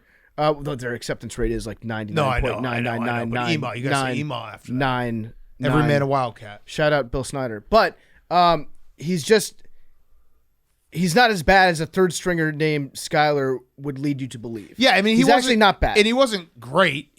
We expected so little, and he was better than the little we expected. And so this is the Bengals game and the Bills game. Like, you can look at it. I think they're a little bit different, and when we get to the Bengals game, I'll explain why I think the Bengals win was a little bit different than the Bills. The Bills did dominate this game. They had bad turnovers. Like, the fumble for a touchdown obviously was huge to start the second half. And they also got stuck in a lot of spots where it felt like they were just trying to take shot plays, and it just, like, first down shot play, like second down, like try to run a little bit. And they just, I don't know, the Bills offense never felt like it was clicking after the first two drives where they did score touchdowns, and they just let them hang around. Like, the Bills dominated the game in terms of yardage and moving the ball. It's just that's why you love the NFL playoffs, because it's a single elimination and a team can have a bad day. And I don't know if we just say, okay, survive in advance. Bills are okay, survive in advance. Or you're like, hey, Bills, if you play like that against the Bengals or the Chiefs or the Jaguars, you're done. You're done. In trouble. So offensively, I think this is what you were talking about in the second half. Their offense became like, okay, let's put Josh in shotgun. We'll run an occasional design run for him. But our passing game is going to be, Josh, you take 5-step drop, and then you need to spin out of the pocket. Then you need to direct somebody downfield to run further downfield, and then just throw it as far as you can. And that, I mean, sometimes you get some awesome 70-yard touchdown passes from Josh Allen, but that was the entirety of their offense for the second half. And it feels like, and Bills fans can tell us if we're way wrong. We obviously love Josh Allen and we root for the Bills, and we're biased, but it does feel at times like the Bills don't have many 5 to 6 yard plays. Do you know what I mean? They don't have.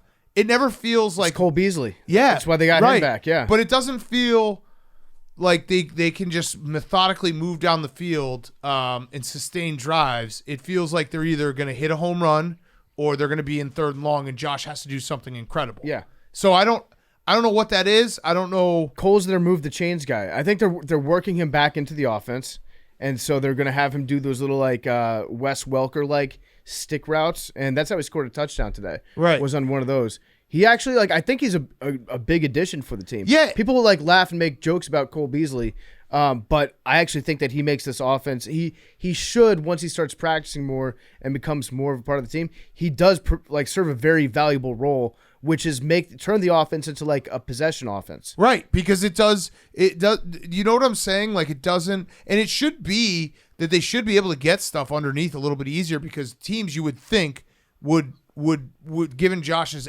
arm and also their receivers would try to keep stuff in front of them and not play a lot of too high safety and be like, hey, we're going to let you go down the field and beat us underneath because we don't want to get burned. But it just seems like they can either go down with a huge home run play or it's a punt. And I don't know. I mean, their run game has gotten better. So I'm saying all this. You won the game. So it really is nitpicking. The playoffs, I am a big believer. In the playoffs, you shouldn't worry about how you win the game. You should just win the game. You know what I mean? A 3-point game, winning a game by 3 points, even though you're a 2-touchdown favorite, does not matter. You just survive in advance, and next week is a completely different game. I'm just worried. I'm just a little worried. They just can't turn the ball over like they do. I think I wouldn't say that this is an example of a reason to believe that the sky is falling. No. I think the Bills can still like beat any team in the AFC. Absolutely. So, but you can't get off. You can't like fall asleep at the wheel like you did today. Yes, it's basically the Bills, and I think they would probably admit this. They played like B- game. Yeah. And to beat the Chiefs and the Bengals, you have to be B+, A- or better. Also, don't wear the all blue uniforms anymore. Yeah. Those are bad. Yeah. I think we can all agree on that too. Most Bills fans probably agree with me. The blueberry look, not great. In fact, I'd like to see the Bills bring back the red helmets, like the old school, Yeah. like 80s, 90s style helmets. I do you think that there was any overlooking you don't overlook a playoff game, but it did feel like at times, and it was also on the we were harping on the Bills offense, and I have ultimate trust in Josh Allen, so I'm not like that worried. The Bills defense, there were some times where it was like, wait, what's going on here? Like, why are the Dolphins? Maybe because they have such great receivers. Dolphins but- had some bad drops today. yeah, though. they had Like, some really bad drops. The Bills actually, looking back on it, Yes. knowing that it was a 34-31 win and all the drops that they had, the Dolphins could have easily won this game. I do think that we're looking at Skylar Thompson being like, how could you let Skylar Thompson beat you almost? Right. He wasn't that bad. No, and because we saw him against the Jets, and it looked hard Right, to like move the ball. I'm talking about like today, Skylar Thompson. right, Skylar right. Thompson today probably played at maybe the peak of his abilities, Yeah. but he was good. He was good, definitely good enough to win. Also, nice. They always throw in the story when it's like you're not only rooting for a team like we're rooting for the Bills because we love Josh, but like I also bet on the Bills, and then they just fucking slip in that quick. Like Skylar Thompson has been through a lot. His mom died from cancer when he was a kid. His dad drove like 20 hours to get to this game. It's like, well, fuck. Now I feel like Now an can't asshole. call him a bum. Yeah, now I feel like a fucking dickhead. His dad. They cares always about do him. that. Yeah. By the way, I want one quarterback to go out there for his first start, and the announcer's like, nobody gives a fuck about this piece of yeah, shit. right. Like this guy's a bum. Fuck this guy. We totally fucked up because we got so ramped up talking about the C words. Al Michaels, it's done. Okay, I'm gonna stand up for Al Michaels. It's done, dude. Wait. Tony Dungy, vibe killer. Tony Dungy. Yeah, Tony he's a Dungy. vibe killer. Al Michaels, I still think is fine. He's good with Herbie in the booth. Either he had a giant meal at halftime and he had the itis for the second half, but I think the more likely culprit is that Tony Dungy is the biggest energy vampire in the world, as well as probably being an actual vampire. But such a mood killer. It was I hate hard to listen to. A thrilling game. And I know that people are like, why you care about the broadcasters? Well, they're part of the game, and they do, like Mike Tirico on Sunday night was awesome. That Sam Hubbard fumble recovery, he hit the perfect note of excitement of like, what the fuck is going on? Al Michaels is calling an unbelievable comeback, and it was just, I was falling asleep listening to it. It was the Trevor Lawrence 2-point conversion is where it really came to a head, where it was like, and they score. Yeah, and he gets the 2. And Dungy was like, that's a solid play that Yeah, drew up you there. can see him reach over here. Jake, thoughts on that? And then we'll get back to this game because we did miss that. We should have talked about that. Yeah, there was a lot of criticism worldwide on that. Yeah. I hate it because I love Al Michaels. He's a He's a legend. Yeah. But it was tough. What do you think, Jake? Not worldwide. I want to know what Jake thinks. And I want you mean- to be as critical as you can be, knowing that's not at a all. tough spot. Yeah. I mean, like, Come on, just Not say that it. tough. Just say it. And It was boring. Tony Dungy. I don't think in a playoff game there's such thing as being too over the top. So I Agreed. think there was no ceiling here. And he didn't even he was crawling on the ground. Right. He was Leo in Wolf of Wall Street Yeah. getting out of his car. That was some of the feedback I got on the bowl game. Like, since it's a bowl game, you kind of have a little more of a leash to get excited. Yeah. Because Ohio it's a and big Wyoming, game. yeah. Yeah, of course. Right. But yeah, Tony It was Dungy bad. Just It was Jake wants to say it was bad. Just say it was bad. whenever I hear a game like that, and really whenever I just hear Tony Dungy Jake was on watching TV, that game pissed off. I being like, always, if this was me, I I'd always be wonder fucking like why rock was hard Tony right now. Dungy a good coach? Yeah. How could anybody want to run through a brick wall for Tony Dungy? It just Scheme. He doesn't have any He emotion. wasn't. He couldn't win in the playoffs. He has zero. also I will Didn't he win a say Super Bowl? Tony Dungy doesn't usually call games. He's usually in the studio. Yes. Oh, you also So- had Peyton Manning. That's probably why. Yeah, it's true. But like whenever I see Just Tony one. Dungy, I'm like, why? How is this guy a successful NFL coach? Anything. He seems like Joe Philbin without a pulse. Yeah. He's the guy that if you like have to go on a double date and Tony Dungy's there, you're like, we can't hang out with that couple anymore. No. I don't want to. It's painful to go to dinner with them. That's who Tony Dungy is. He seems like he actually strikes me as a ghost. Yeah. I think he might be a ghost. He has ghosts like. He's, Yeah, I he mean is his very Wikipedia ghosty. picture is is alarming. Is Is it it the ghost? vampire one? Yeah. Yeah. Yeah, he's either a vampire or a ghost. It was so bad. Maybe both. It was so bad. I have a note segue to bring us back to the Dolphins game if you want. Okay, that would be great. Thank you, Hank. Mike Producer McDaniel on the sideline. Obviously, nicotine and sports go hand in hand. Yes. Like baseball players packing dips, Jim Leland smoking cigs in the dugout. Yep. You know, old coaches used to smoke cigs on the sidelines. I understand that nicotine and sports go hand in hand. Coaches, players, it's part of the game. Yeah, LeBron he puts Everything. little, Zyn pouches up his butt. Mike McDaniel was vaping on the sideline. Yeah. You can't vape. Well, no. Yo, why? You why not? can. No, you can't. Hold on, Like, Hank. like that's the part where I said this was- online and people were Hank, like, boomer "Dude, take. everyone takes nicotine." Blah, take. blah, blah. You just can't No, no, have okay. like a fucking. Imagine like I'm boomer. fine with the act of You got old. participating with nicotine during a game. It just can't be a vape. Why not? Juul's different than Hold vape. on. Yeah, Hold on. Hey, he's called Don Jula. Hold on. now. Hold on. I think you can. You can't if you spent the entire day struggling to get the play in on time. Then you can. No, sometimes you got to hit the vape. The Dolphins, I've never seen a team flirt with delay of games more than the Dolphins. I think they had 4 pre-snap offside penalties and then 2 delay of games. Like, it was every single play. And when it happens that often, because sometimes it'd be like, oh, well, they're just trying, they're the underdog. They're trying to bleed the clock. No. The plays weren't getting in on time. It was very clear. Not only did they have so many delay of game penalties, but they had what I have to believe is the single worst postseason delay of game penalty in terms of logistics of all time on that 4th down where they didn't break the huddle until there were 4 seconds left And they on had the play extra clock? time. They 4 got bonus seconds. time because of an injury. Right, so they were huddling up and standing in the huddle because I think that this is something that he had planned out and timed out. Okay, if the play clock's at a certain amount of time, we can huddle up and then sprint to the line and still be able to get the snap off. But they didn't break the huddle until 4 seconds left. Of course, they're going to get a delay of game on it every time. I think Mike McDaniel. I don't think that was nicotine. I think he's vaping hashish. So maybe I'm just naive because I don't really know what these things look like. Are we sure he's not just blowing in to make No, it he was warmer? vaping. He was There's No, look, you can see it right here. Jake, Yeah, I you think can we need see it. to have you vape Yeah. just so that you can He be knowledgeable about these things. That 4th and what he said afterwards that he someone had told him he got a first down. That might have just been he was so high that he was just like thinking he got a first down because I don't remember being like that was a first down. No, it was the most important play of the game. Right. And he was like, well, we had a play. We put in our personnel thing. It was a first down. And then they said it was 4th down. It's like, okay.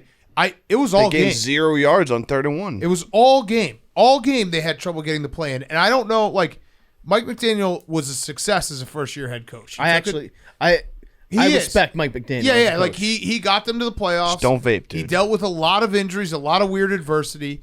But that's something, like, you have a rookie quarterback who's starting his 2nd game, and you can't get the play in time to him. Yeah, it's tough. That was very tough. I disagree with Hank. I think he should Just vape. for aesthetic reasons. No. Not for like don't vape. If- Just was aesthetically.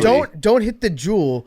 If you're going to vape hard. Like No. go all out. Yeah, have a puff rig. it. Have something attached to your Sick chest. clouds. Like Bruce Arians did with his communication thing. Have like a big rig of just nothing but vape strapped on your person and then blow amazing clouds. Or have someone holding the vape for you, and then you go and like pretend to like tell them something, and you just hit. They're holding it, and you just hit the vape. Or have a guy like behind you holding a hookah. Yeah. And you just smoking a hookah on the sidelines. That'd Yeah. be chill. Yeah. So Dolphins, I mean they you have to say this is a successful season, right, Jake? Like overall. Yeah, I mean, given where we were at 8-3, it's disappointing. But at the beginning of the season, this was do or die for Two and company. Obviously, the injuries have some asterisks, but yeah, I mean, a playoff one would have been nice. I've never seen one like I've been alive, but I don't remember seeing one. So yeah, it's tough because it felt You could have so won much. that game. Yeah, that's the thing. Going into today, I had no hope, but the fact that I was like, damn, they actually had a shot to win this game. It's crazy. Right. And I think that if you took out the fact that we all are so used to the Bills like making incredible plays, big touchdowns, and that they were 2 touchdown favorites, if you just watch that game just like totally neutral, didn't know anything about them, you come away being like the Dolphins could have easily won that game. Yeah. They could have easily won that game. And the Bills survived, and that's all that matters. They got to play better. and we get our Bills-Bengals matchup, which I think is great. America's finally ready to see that game. And now you bring DeMar Hamlin pregame. Yes, this is exactly right. This is when you do it. There was some speculation before the game that this was going to be a DeMar game where he would be on the field like announcing them, saying what's up to the fans. DeMar said he was going to stay at home and focus on his recovery first. I think that was very smart by DeMar. Yes, and the Bills. Take care. Well, DeMar, it's very smart of you to stay home, take care of your health, make sure that you're feeling fine so that you can get out there and just scream your fucking head off next week. Yes. As the team's storming onto the field. Facts. All right. Before we get to the next game, let's do a quick ad because we gotta reset before the next game. We got a lot to talk about the next game. We do have a lot to talk about. We got a lot to talk about the next game. I'm excited for Bills-Bengals. Very excited. Sunday night. And before we get to this next game, I want to talk to you about our great friends over at Game Time. That's right. It was created by fans for fans. Game Time is the ticketing app that makes it easier than ever to score last-minute deals on tickets to sports, concerts, and shows, and they guarantee the lowest price. I would like to know, how much is it going to cost to get into that Bills-Bengals game? That's what I want to know. What about like a Chiefs game if maybe some people are going to that? Oh, good point. Yeah. So we don't know. The contest, we have to see what happens. We're in down the one. Monday night game. We're down one. If me and Big Cat win both of our bets on the Monday night game, then Jake and Billy have to go to Kansas City dressed as Chiefsaholic and X Factor. Billy. You get one of those tickets for $131. That's pretty good. Yeah. And the Bills-Bengals game on Sunday afternoon is going to be $313 to get in. That environment's going to be Just insane. get in. Just get in with the Game Time app. What time's the last flight? Later than 6, we hope. 6:30. You can get the first half of the game. Shout out Frank the Tank. He went to this game, and he got in with the help of Game Time. They cracked the code on how to score deals on last-minute tickets. It's possible with the Game Time app. It's the biggest last-minute ticket price drops, and they can all be found on the seats that you thought that you could never, ever buy. The purchase process takes just 2 taps and 10 seconds, and once you buy your tickets, they're delivered directly to your phone. No printer needed. The app also allows you to easily share tickets with friends via text so you can get into the game seamlessly. Skip the hassle, enjoy the moment, download the Game Time app, or go to the website, enter your email, and redeem code PMT for $20 off your first purchase. Terms apply. Use Game Time. We love Game Time. Game Time is the official ticketing sponsor of Barstool Sports. They get us into all the games that we go to. You guys are going to love it. Super easy to use. You get the last-minute lowest prices, and you can skip the hassle of waiting in line. Game Time. Use it. Okay. Giants 31, Vikings 24. I don't want to say we told you so, I don't either. but we told you so. I don't feel like taking a victory lap on this. I don't feel like pointing out that the Minnesota Vikings finished their season with a point differential that puts them in negative point territory. We've talked about all this stuff before. Yeah, listen. I don't think that we need to rehash the fact that we've said over the course of the entire season that Kirk Cousins is a perfectly fine, brilliantly nice human being. And when it comes down to it in crunch time, sometimes is afraid to make a dicey throw and will take a safer option that might result in a completion, but it's ultimately not going to win you an important game. Wait. I don't think that we need to rehash any of that. Wait, are you talking about 4th and 8 with the season on the line and you need a first down and you go with a 4-yard check down? It was actually the perfect Kirk Cousins ending to a game ever because on the stat sheet, it's going to played show. great. Yeah, and on the Yeah. stat sheet, that one play is going to show successful completed pass for what, like a 3-yard gain, something like that. And in reality, it's like, hey, dude, you have Justin Jefferson. He might be double teamed, but fuck it, he's down there somewhere. Hey, just throw it past. Excuse me. Bless you. Past the first down line. Just throw anywhere past the first down line. If it's incomplete, at least you tried to get a first down instead of checking it down, thinking you have 5 downs. That was better, and we were more right than him throwing an interception on that last drive. Yep. Him throwing a check down. Perfect. That was 4 yards short. And Kirk Cousins was not the problem today. I mean, besides the check down.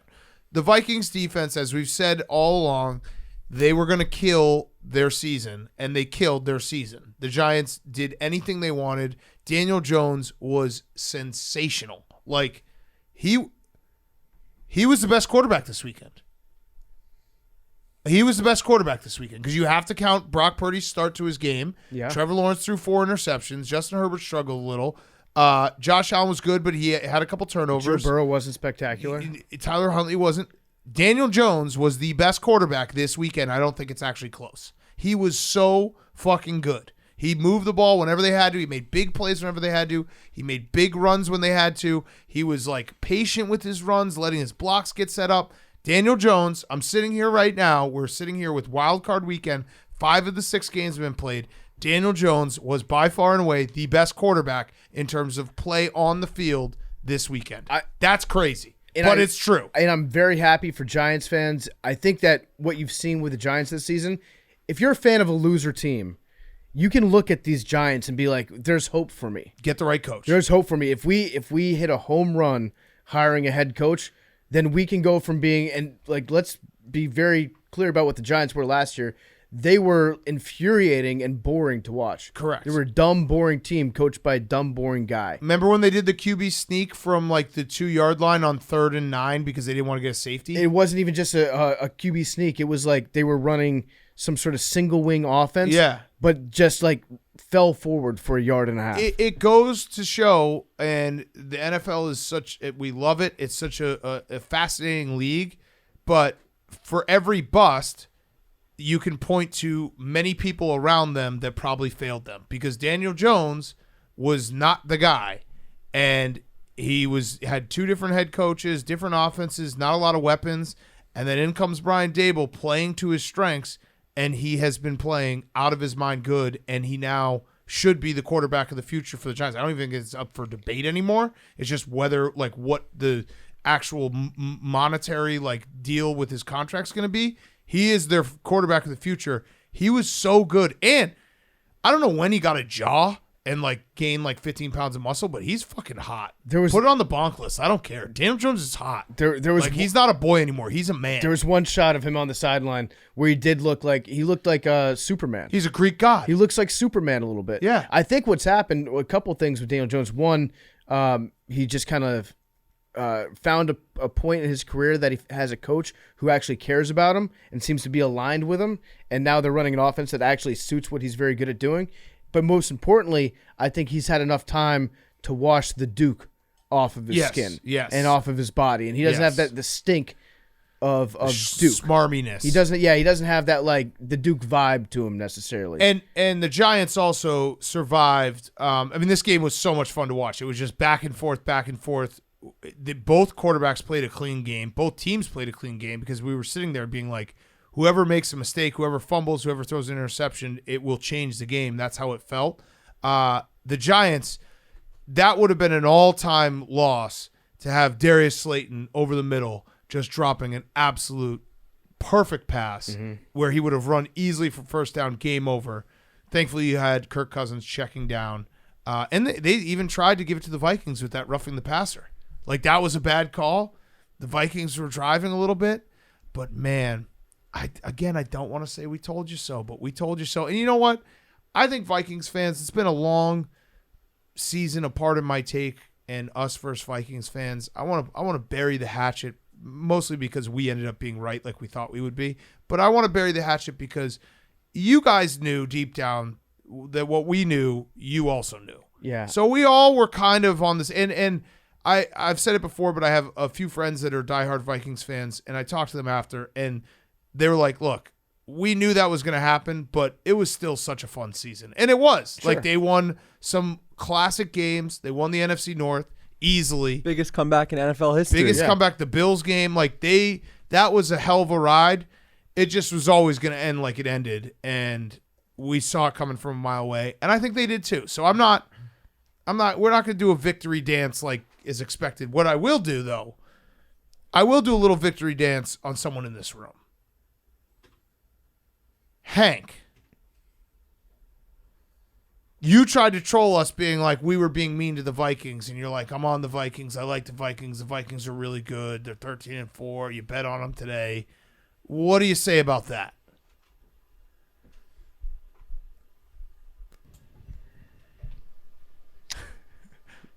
This is a podcast. gotta Yeah, I mean, talk. there was really no excuses. They played like shit. Their defense. Yeah, their offense wasn't. Yeah. They probably should have gotten the ball to Justin Jefferson a little bit more, but credit to the Giants' defense. You know, the Giants defense were like, we're not going to let Justin Jefferson beat us. We'll just let T.J. Hawkinson beat us. And he did for a while. The Bills game, Kirk Cousins was making those throws. I think they had 2 or 3 crazy 4th down conversions. You get that roughing the passer call, you should have all the momentum. I thought they were at least going to have a couple shots at the end zone or something. When he just checked down to a tight end, it just kind of all came to fruition of like, wow, You were wrong. That's this were team wrong. is a joke. That's- This guy is a joke. That's who he is. He's not. 11-0 in close games. And you trolled your way into siding But with the joke. it's not trolling. I No, that's legitimately exactly- thought it. It was a real. That's exactly fact-based- why it you was a decided to bet- fact-based thought. Hank, fact or fiction? You decided to have this fact-based thought because it would do the most damage to us if we lost it. Not damage. I just, I thought, I was trying to like protect you guys from yourselves. Oh, well, no, we were fine. We never Yeah. were in doubt. We never were worried. Ever. Yeah, turns out Never. Turns out this is maybe the most right we've ever been on this podcast. Yeah, for all the Asante Samuels, not that good, and then 3 interceptions in like 5 minutes. This one we were right like about. we were painfully right about this one. I legitimately don't think that I've ever been as right about a take as I have about Kirk Cousins the and how entire this season. ended up. The entire season. I'm not going to take a victory lap for No, it. we're not taking victory But laps. We're I not was- going to do victory laps. I was so right that it fucking hurts. Yeah, I said that. I was like, it's. I don't take pleasure in being this right because it's almost like weird to be this right because you don't want to be the guy that's this right. But we were this right, Yeah, Billy. What teams have you ever been positive on? Either of you? Great Like question, today. Billy. Like what? What are you Great talking question. about? Have you The ever- Chargers? I was positive about the Chargers. Well- Sorry, the C word. did you That was, hear that us- was with a hard Did R. you hear too. us talk about how good the Niners are? Chargers. I called Brock Purdy Kurt Warner. I'm just saying. $20 for the It- C it word. I don't know ta- if you've been It listening. takes to it takes a real man to back a team. It takes a lot of people. to right. tear it We down. what are you Such a- talking? such a good Oh point. shit! I actually forgot. shut the fuck I up, forgot man. a stat. Thank you. All right, Billy, for all right. talking. The Detroit Lions. No, we support the yeah. Detroit Lions. The Bills. the 49ers. We had nothing but good things to say about the Niners. Patrick Mahomes Bandwagon is Bills boys. by far the best. Okay. do you listen to the show, Billy? Now you're back on your troll shit. Do you Billy, listen to the show? I actually have a stat for you. I completely forgot to bring it up because we were so worked up about the C words. And I really hate to derail this off of the Vikings and us being so right. Did you know that in 2020, the 2020 season, the Jets were 0-13? Yeah. And then they went and they won as 17-point underdogs against the Rams. And then they beat the Browns. And then they got the second pick and drafted Zach Wilson and not Trevor Lawrence. Yes. Oh. Yes. They won That- 2 meaningless games in December. Yep. And so that's what I forgot to tell you. That was a good one. There was actually a 4th down conversion in Yeah. one of the games that just was like the whole history. Yeah, Yep. like Trevor Lawrence could be a Jet. Sliding doors moment. Yeah, and they'd be in the playoffs right But now. do you think Trevor Lawrence could handle the New York media? How's I that don't know. project coming? Were you guys It's going going? well. What? Were you guys going after Dable? Was he a Jet in contention for the Jets job? No, not at the time. No, because they hired him this year. Oh wait, but they might have interviewed him. Yeah. I don't know. I'll look into that. It might have been Black Brian. That's true. Yeah, we get those confused. So yeah, Billy, that I forgot to bring that up. That is the difference between the first and second pick. Back to Hank being wrong and us being right. Hank, I also would say I would also say like the Vikings. That was kind of a regular season thing for me. I've kind of moved on. okay, all right, Hank, You're no, on the Cowboys serious now. question. I have Serious put question. one future in for one team in the playoffs, and it was not the Vikings. All right, serious question, Hank. If Wait, it's the Cowboys, I might have to just mute myself for the rest No, of if the the season. Bucks win tomorrow night, you've been wrong about everything. which, Right, I'll just go mute. Yeah. I'll be muted. which part of the Vikings were you wrongest about? Was it Kirk Cousins or was it their defense? Not that we're dancing on your grave or taking a victory lap. Or was it us being right and you thinking we were wrong? It was Kirk Cousins, and it was you guys being right and thinking you were wrong. Yeah. Yeah. Do you think maybe they It's should? kind of just like bet. Yeah, it's like fade the public. You guys were, We're not the- we're- a couple okay. public squares looking at me Okay. right in the face, Okay. and it was like, you were actually the public square. Yeah. You bet on the Vikings. today. Hank, do you think that maybe they should have gotten Kirk Cousins more involved in their downfield passing attack and maybe looked for him on like some out routes or some deep corners as opposed to just hitting him in the flat for a -1 yard completion? yeah. Yeah. Yeah. That was the funniest You were right. play. That was the funniest play of the That was the entire funniest game. play. Billy, I think we were positive about a lot of teams. I just don't think you've been listening to the podcast today. I've been listening to the Vikings. Yeah, the no, the Vikings Vikings lost we all were the season. negative about. But you know what? Next season, if they find a new quarterback, it's totally different. They have so much talent. They're a really good. Their offense is so fucking loaded. But here's the thing: Derek Carr. they're Lamar Jackson liked to they're tweet. They're not going to find another No, quarterback. I No, know Lamar they are. Jackson They are. liked to tweet talking about Lamar Jackson going to the Jets, but then he unliked the tweet. But the screenshot shows that he did like that tweet at one point tonight when he wasn't at the game tonight. Oh, okay. So, nice. That's nice. Hmm. How's that? What does that have to do with the Vikings?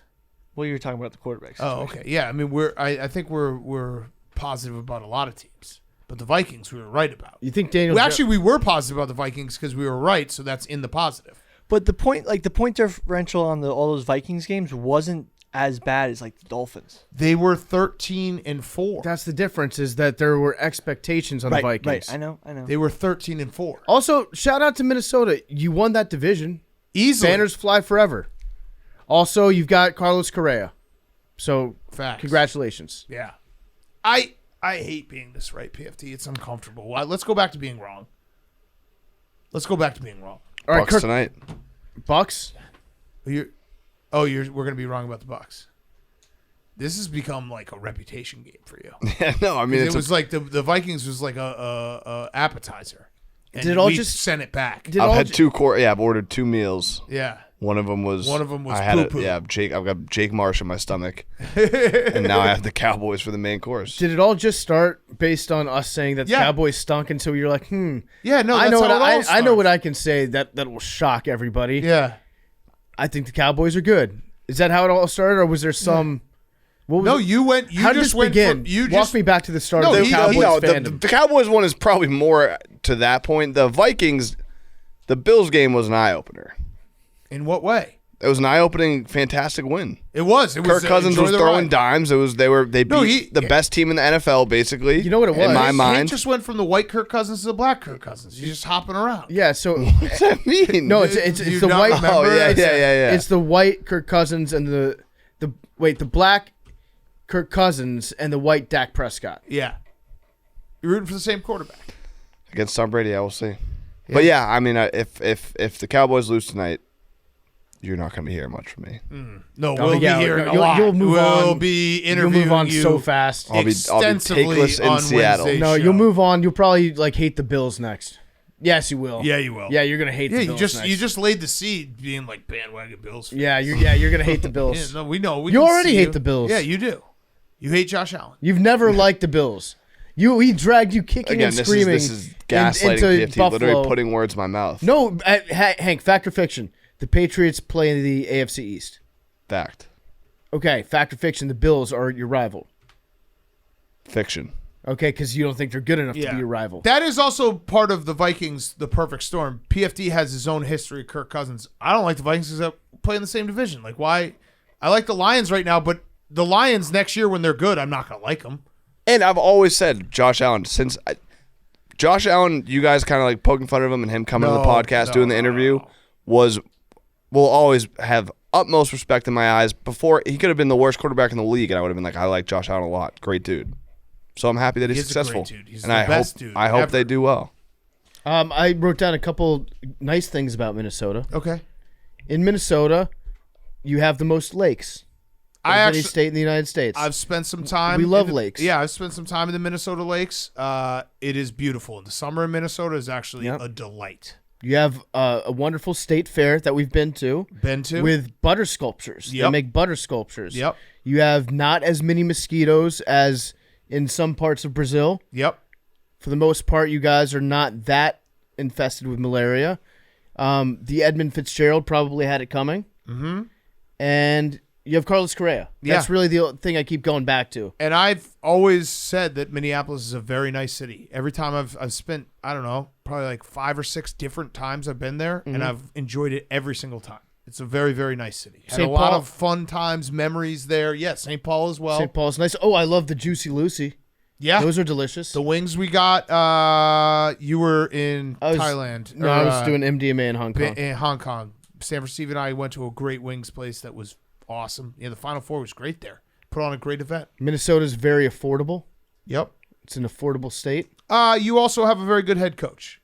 Yes. Although I don't know what was that third and one play in the first half. The pass to Kirk Cousins is so funny. Let's make Kirk Cousins make someone miss. One didn't really. They should have just register. sent him downfield. Yeah, They should have just aired it out to him. That made no sense. But other than that, Vikings. I think he probably hates Kirk Cousins just as much as we do. Yeah, he's like, let's get him. Yeah, injured. he's like, listen, let's have Justin Jefferson play quarterback. Yeah. And then get Kirk Cousins lit up. But so to put a bow on the Vikings season, incredible regular season. We were right. I think most Vikings fans also knew that we were right deep down. I won't carry this hate. Well, I will because it's divisional, but they have a shitload of talent if they can figure out their defense. It wasn't their offense. Their defense was really, really bad, and we saw it all day against the Giants. And to be continued. We'll see what the next chapter holds. I actually think that next year's Vikings team is going to be way better than this year's because their offense is fine. Yeah, they just have to fix their defense. They fix their defense, which they'll take some steps towards doing, and then I'll think they're fine. I'll also go to bat for Kirk Cousins because I might be wrong about being so right. I know we just said that this is the rightest we've ever been as a podcast. I might be wrong about how right I am because there is a chance that Kirk Cousins thought it was third down on the last play or of there the were game. 5 downs. One of the two. It's like a 10% possibility that he got confused and thought it was third down and he checked down on it. Yeah. That would make way more sense, and I would be inclined to be like, yeah, Kirk Cousins, I kind of believe you if you were to say that. Yeah. That's how dumb of a decision it was. So I'm either right about being wrong about Kirk Cousins or I'm right about being right about Kirk Cousins. I'll leave that much up to you. And Kirk Cousins will forever be a top, a 10 to 15 quarterback in the NFL, which is you can win a lot of games with that. That's not bad. He's not a bad quarterback. He never has been a bad quarterback. If there was a Hall of Very Good, he would be second ballot. Yeah, he's in. Easy. We'd vote for him ourselves. And the Giants, we'll see the Giants Saturday night. Yep, they feel a little team of destiny. I'm a little nervous. They are buying in. Yeah, they're fully bought. They're the most bought in team. And we should also say this was the matchup to see who gets our official Coach of the Year vote. Brian Dable. So Brian Dable, Coach of the Year from Part of My Take. And Greg Olson's very good. That's all. That was the only thing. Can you actually clip this just and send it? We can tweet it at him. Greg Olson is next up. He's a very, very good, in a very short time, he's very good at calling a game, at finding the right levels of when to get excited, when to get in, and he teaches us something. Greg Olson, not because we're friends with him. I'm saying this if I didn't even know, if I never met him in my life, I'd be like, Greg Olson, next up. He is very, very good at broadcasting games. And also when Tom Brady comes and takes his job next year, maybe not. I'm going to be a little bit sad about that. Maybe not. Hank, don't include that part in this clip. Maybe not. All right, last up, Bengals 24, Ravens 17. We just finished watching this game. The Bengals. Now, I have a different perspective now because I did put a future on them a few months ago. Last year, it was like, how are they getting away with this? This year, it's like, maybe this is what the Bengals just do in the playoffs. They win games with a couple lucky plays, and it happened tonight with the Sam Hubbard 99-yard touchdown, which swung the entire game. What a beast. The Ravens, he is a beast. He's an absolute beast. Cincinnati kid, played lacrosse. No big deal. Roback. We have a story on BarstoolSports.com from last year. Yeah, exactly. He did all these things.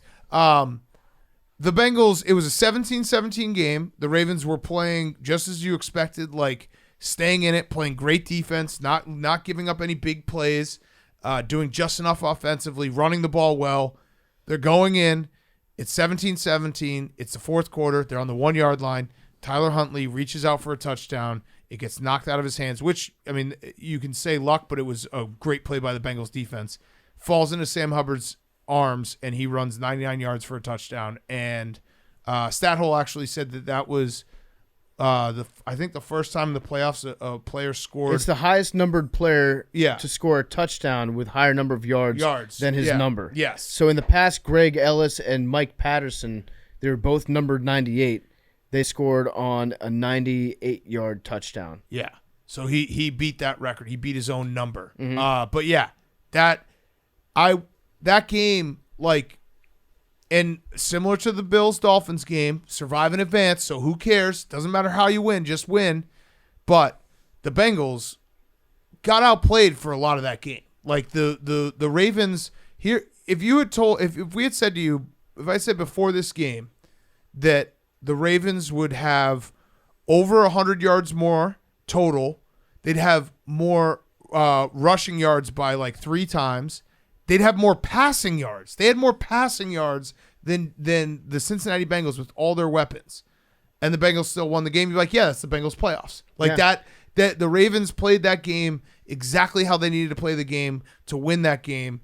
And the Bengals just keep doing it. And they got a knack for it. Like I'm on the other side now, so I'm rooting for them. So I'm like happy. I'm like, hey, look, horseshoe up your ass. Don't explain it. Just win. The Ravens had such a weird offense that they put together pretty much the best game plan possible to beat the Bengals today, which was let's run Lamar's offense with Huntley, who's going to take us forward, maybe get like 2 first downs, and then we'll have 2 like back-breaking penalties. And then, maybe an interception and then thrown in. But like after the back-breaking penalties, then we'll have to regain all that ground that we lost from those penalties. So our offense is going to have the ball for forever, and that's how the Ravens beat you. Is they possess the shit out of the ball. They go on these huge clock killing drives. I think that one early on in the game on that touchdown drive, wasn't it like a 7:30 drive, something like that? It was the field goal drive. I think at the end of the half they went. They did a touchdown drive. 10 minutes. 10 minutes, yeah. 75 yards, 17 plays. Yeah, which is crazy. Like crazy. It's so hard to do. They figured, okay, Jamar Chase can't be scoring touchdowns against us if we have the ball in our hands. So they played like the most boring style of football pretty much. Huntley is always like tripping over himself in the backfield and barely regaining his composure, doing a spin move and then hitting Mark Andrews for like an 11-yard gain. Yeah. That's kind of what their offense is predicated on today. It almost worked. It actually probably should have worked. It should have worked. With the exception of Huntley thinking that he had Trevor Lawrence arms. Yeah, right, because it's similar to the Bengals game last year against the Titans where they sacked Joe Burrow 9 times and then Ryan Tannehill just threw the game away. Like, I don't apologize for the win. And the good news for the Bengals is the Bills' defense is not the Ravens' defense. So everything should be a shootout. Everything should look a lot easier. The Bengals just find a way to win. And that Sam Hubbard touchdown was so fucking electric. Like that was everyone stood up and was like, holy shit, what is happening? Because the game, I mean, I don't know what win percentage they do. They are bullshit, but it had to have swung it so severely because the Ravens were about to take the lead and their defense was playing so well that it felt like the Bengals couldn't get anything going, and then it just flipped on its head, and the Ravens had to play from behind, and they can't do that. I have an ESPN. Before the play, it was 59.1 Ravens. Yeah. And then 85.8 Bengals. I mean, crazy. Nuts. Yeah. Crazy. One thing that I loved in this game was Eli Apple getting cooked, and then Eli Apple getting cooked again on the internet after, because I don't know what it is about the guy. I think it's because he's played for so many different teams that there are so many fan bases that have a genuine, glowing, white-hot hatred of him. Yep. That anytime he gets cooked, it just becomes a big dog pile online, and it's so fun. All the memes are so fun. I think Eli Apple is one person that, for whatever reason, we can just all come together and laugh about. Yes, absolutely. Because he's had a successful career by any given stretch. Like, you can use any measurement that you want. He's a NFL veteran. He's made a shitload of money, but when he screws up, he really screws up bad. Yeah, and it's awesome. And I don't know what the Ravens do going forward. I mean, Lamar, it feels like, and Billy said it, he's liking tweets about going to the Jets. Doesn't feel great. I heard he's going to be a commander. And Lamar, I would treat you so good. Yeah. Oh, I'd give you your own bathroom. Everywhere we went, it'd be like Kim Jong-un. You'd have a train just of your bathroom that would follow you wherever you wanted to go. That's a huge deal. It is for him. And the Bengals, good news for the Bengals, it is, Hank did point out the other way to look at that stat. I'll give you credit, Hank. It is harder to beat a team 3 times because, you beat them twice, and then it is 20-14, I think we said on Friday. So, the team that loses the first 2 times does win a fair share. That was just an old school divisional. These 2 teams know each other so fucking well. Of course, it's going to be this tight. The Bengals survive. And now you have in your way 2 teams, maybe the Jaguars too, so throw them in there. but you beat the Chiefs already. You beat the Bills 7-3 already. So you have teams you know you can beat. Yeah. Right there, right in front of you. The Bengals feel like they're just going to, what? So you beat the Bills 7-3 Yeah, they beat the Bills 7-3. The game never happened? Yeah, no, but Bengals fans, the game was over. And they If had you the talk ball. to any Bengals fans, They're driving. yeah, they the were Bengals driving. had the ball It was going 7-3, in. It was over. Joe Burrow The game was was over. dealing. Anyone who thinks the Bengals weren't going to win that game is crazy. Got it. 7-3. Got it. We've never seen crazy comebacks in football games, like a team coming back from 27-0 or something. I got a or question. the Bengals coming back from 21-3 against the Chiefs in the AFC Championship game. 7-3 over. What's up with the Bengals field? What do you Why mean? is it so dirty? Why, for being a synthetic turf field, they've just got black pellets everywhere, not in the right place. Billy? It's also cursed. It's Is true. it? It is cursed. Harambe? Well, just a ton of worse Injuries, things really happen bad on it. injuries. Okay, well, whatever it is, like they need somebody. It needs to be somebody's job to sweep up those black pellets because I've never seen a field as messy in my life. Well, they're ready to go, and it is so funny. I mentioned it when we were watching the game, but the Bengals helmet, when Andy Dalton wore it, was like, okay, this is kind of a joke. When Joe Burrow wears it, it's like these guys are for real. Well, I thought Andy looked good in it. Yeah, I In the know, but orange. you knew we're just playing around. It's Andy, like that's fun. Joe Burrow wears it's like these are ferocious Bengals. Right. I mean, he makes everything look cool. They Yes. did an entire montage of Joe Burrow wearing clothes that would actually get us locked up in an insane asylum if we put him on.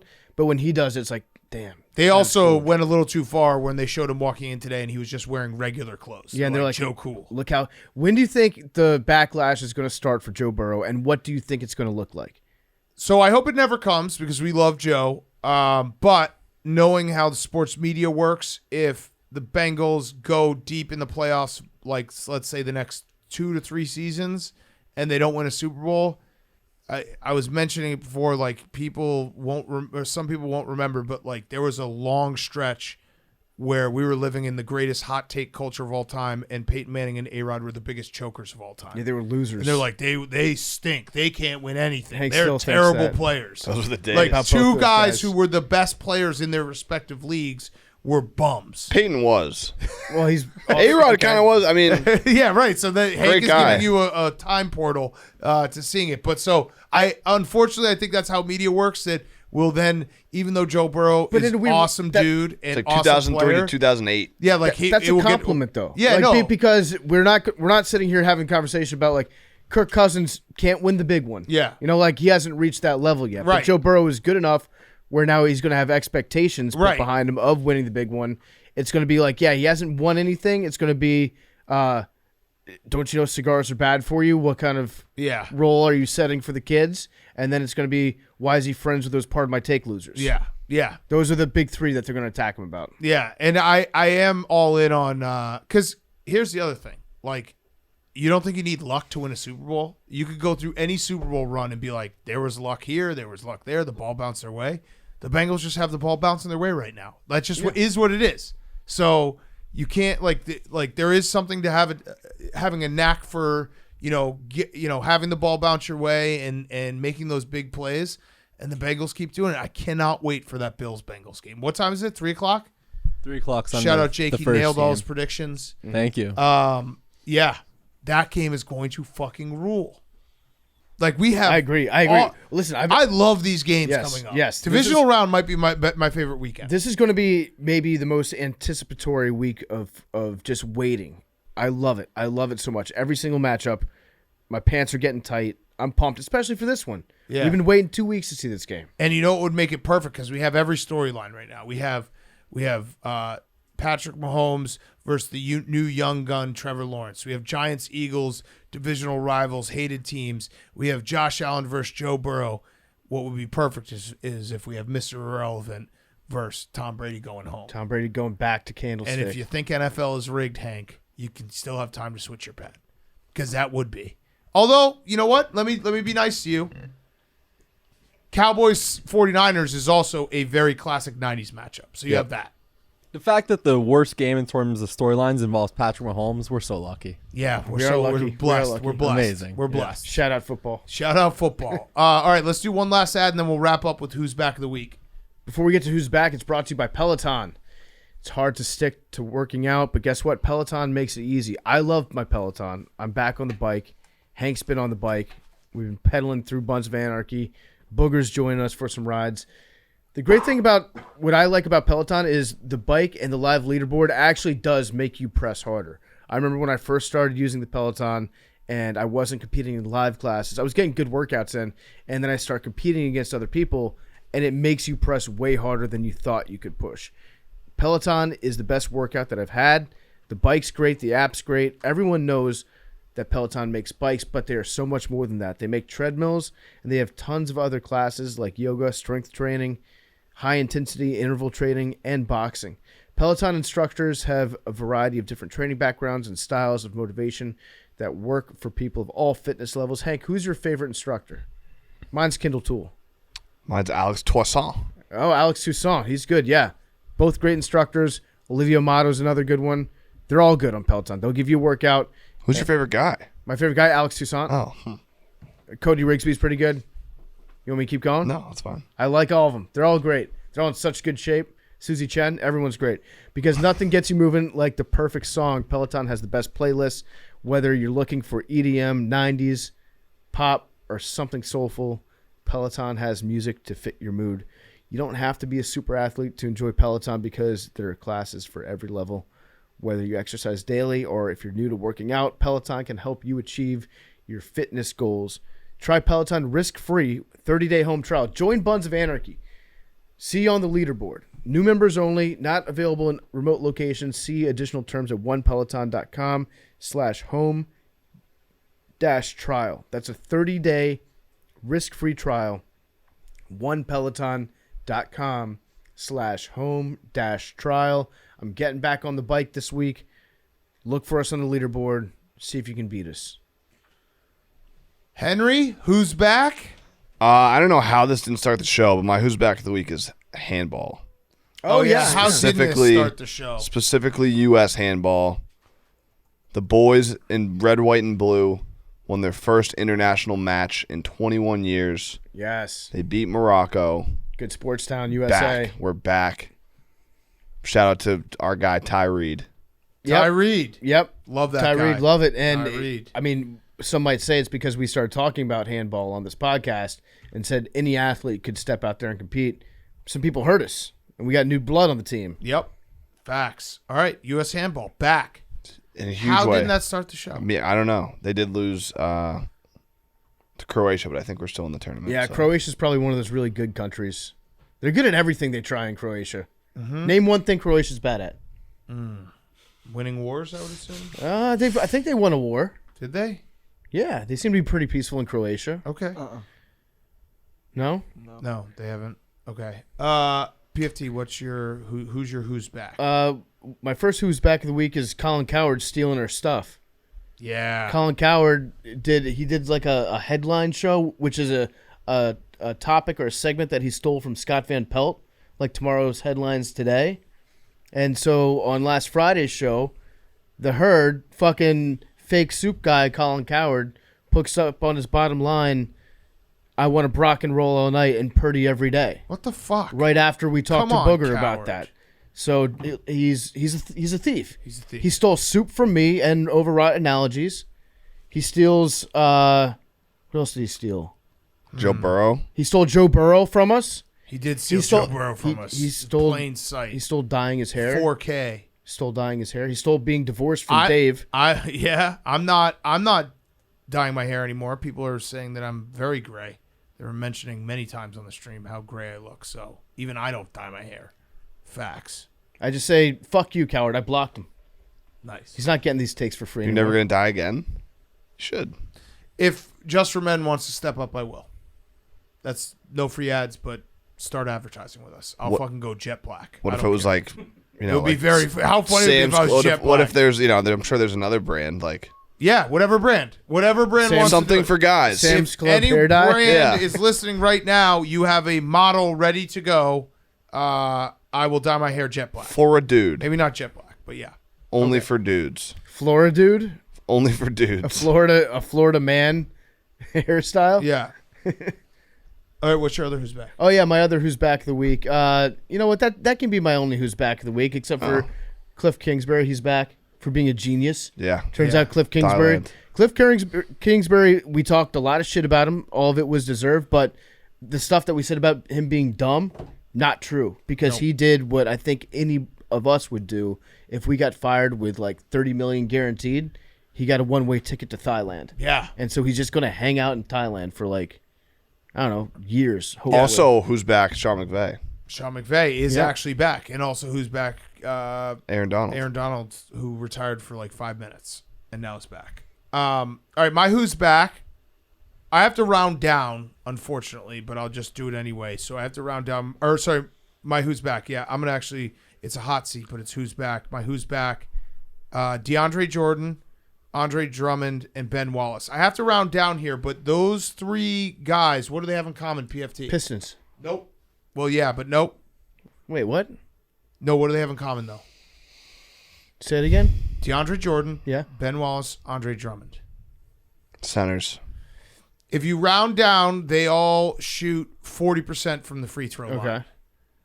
So they would be equal to Henry Lockwood, who said that he could shoot 8 for 10 from the free throw line. Ben Wallace won an NBA title. Yeah, he did. That's a fact. So there you go. Hank. So I'd have to round down, though, because DeAndre Jordan's actually 47.5%. Andre Drummond's 47.4%. Ben Wallace is 41.4%, so that's pretty close. But yeah, Hank decided, what was it, Friday night? You just said I can hit over Well, we have the 7.5 free throw Friday throws. bets available exclusively in the Barstool Sportsbook on Fridays.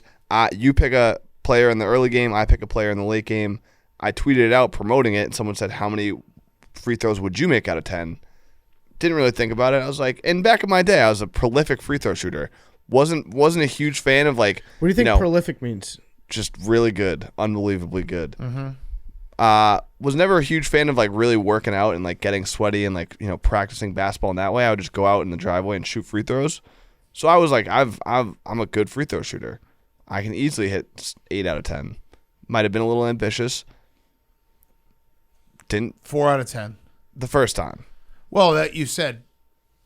I mean, that's the one that counted. It was windy as fuck though, and no one was rebounding. No free throw shooters ever had to get their own rebound. That sounds was exhausting. Yeah, it was Yeah. sad too because I gave him a chance for redemption. I was like, you get 10 more because we could have sat there forever, and if we did 1,000,000 free throws, at some point there would be a stretch of 10 that Hank hits 8 out of 10. Unfortunately, we didn't have enough time, so I said, go shoot 10 more. You know what would be the worst punishment ever for our next year pick thing is just you have to keep shooting free throws until you make 20 in a row. No, that wouldn't be that bad. Take me 20 minutes. 100 in a row would be bad.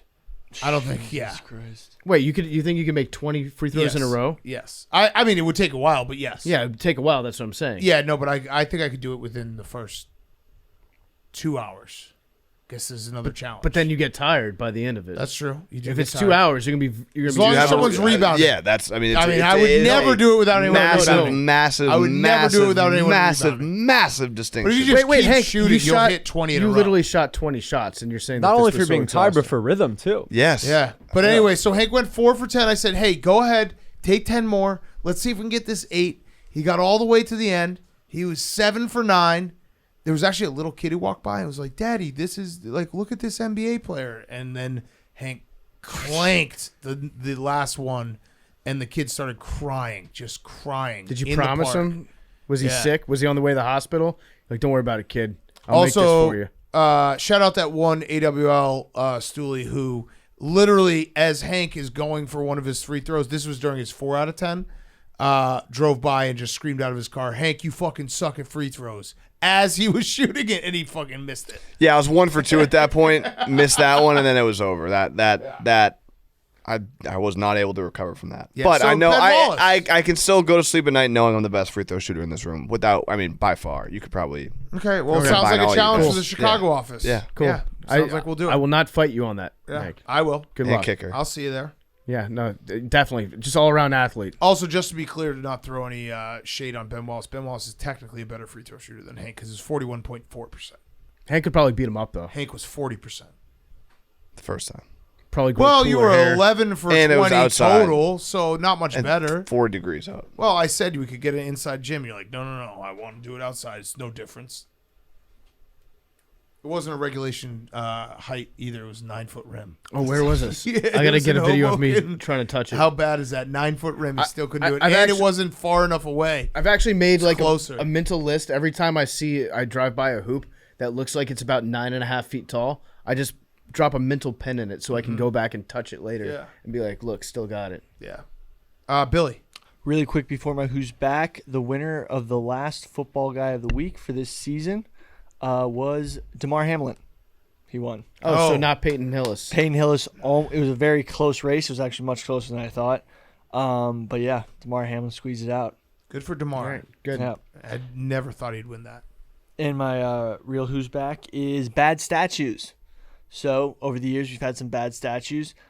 Think about Cristiano Ronaldo's statue, his bust before. It's been going viral That on also, Twitter. if we're talking about the Vikings, it's been a tough year for takes for me. Sorry to interrupt. What was your take? Oh, that Cristiano Ronaldo was the greatest soccer player of all time. Oh, damn, Hank. I And then- forgot you said that. And then he signed with Saudi Arabia. Yeah. And Messi won the World And Cup. Messi won the World Cup. He Yeah, hates no, you, you Hank. couldn't have been worse. Couldn't have been worse on that one, Hank. Cowboys. Yeah. It is What a could go wrong? We'll be streaming it. It is a reputation game for you. It's and I want to just repeat. If the Bucks win this game, we might not have a guest on Wednesday. It might just be a full exclusive with Henry Lockwood. I will say nothing. I'll be muted. Okay. No, you won't. So it's been going pretty viral, but in the Boston Commons, they unveiled a new statue for MLK, and most of Twitter thinks that it looks like either penises or poop. That you can say that about basically anything, though. Like Twitter got. What do dirty you minds. think, Billy? How do you think the art of the statue is? I'm not really sure what it is, but it does look like poop. So that was my who's back. All right.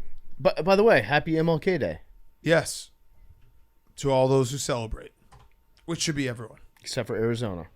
They don't? No, it took him till like 1995 Yikes. to acknowledge it as a holiday. Yikes. Yeah, that was like a Chris Rock routine. I think he said, like, do you know how racist you have to be to not take a day off work? Yeah. Seriously. Notifications on for Ravel today. Yeah. Oh yeah, that happy anniversary. This is the date when Ravel said that he had upwards of 9 or more pieces of MLK memorabilia. And his best friends are black. Some Yep. of them. Some of them. He has some. Hank. And he sorry for appreciating history. I think he said. I'm sorry. I think he said, I just find it cute Yeah. that I'm accused of being racist when I have 9 or more autographed Rosa Parks rookie NAACP cards. Actually, I'm going to find that. All right, go ahead, Jake. My who's back is Novak Djokovic in Australia. The Australian Open started. I heard there's a show for this, by the way.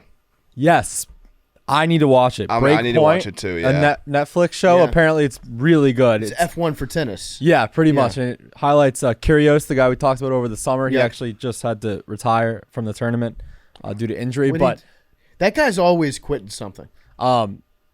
yeah, so last year Djokovic got deported from Australia, couldn't participate. This year, He's going to win it all. if you get booed, you get kicked out. Allegedly. Love it. Wait, if you boo, Yeah, if you boo him, okay, you Oh. kicked out they deport you. Like that. from the tournament. There's no No fun amnesty. when the rabbit got the gun. Yeah, there's conflicting reports on if This it's actual is booing. anti-Philly discrimination. To ban booing? What if you throw a battery at somebody? Yeah, you can't do that. Yeah. Max, they're coming after your culture. This is gross. So the quote is, if they disrupt the enjoyment of anyone else, boom, they are out. We don't want them on site. They can stay away or we will kick them out. Yeah, but what if you're cheering against someone and the other person's cheering for the other person? That would disrupt my enjoyment of it. True. Fact. Also, So no booing. Australia, Djokovic. it's a bit rich for a country that's it's founded on a penal colony to start policing people's manners now. Yeah. So You there's guys were conflicting all- reports about the actual booing rule, but if you're disrupting the enjoyment, you're out. Crazy. I found it. Everybody can get on the same page. Sure, I have over 9 MLK signed items. I am a humongous fan of what he's done. Just big fan. And over the last 7 years, I've collected a lot of things. It's not only MLK, it's a lot of Black history. I own a Rosa Parks signed NAACP. That's not what that is. So it was pretty shocking today how I was called racist when I am a student and lover of Black history, and it was I never expected the reaction that I got today. This is the best one. I'm sorry. I'm sorry if people think that a white man can't enjoy Black history. I'm sorry. I'm sorry. I really am.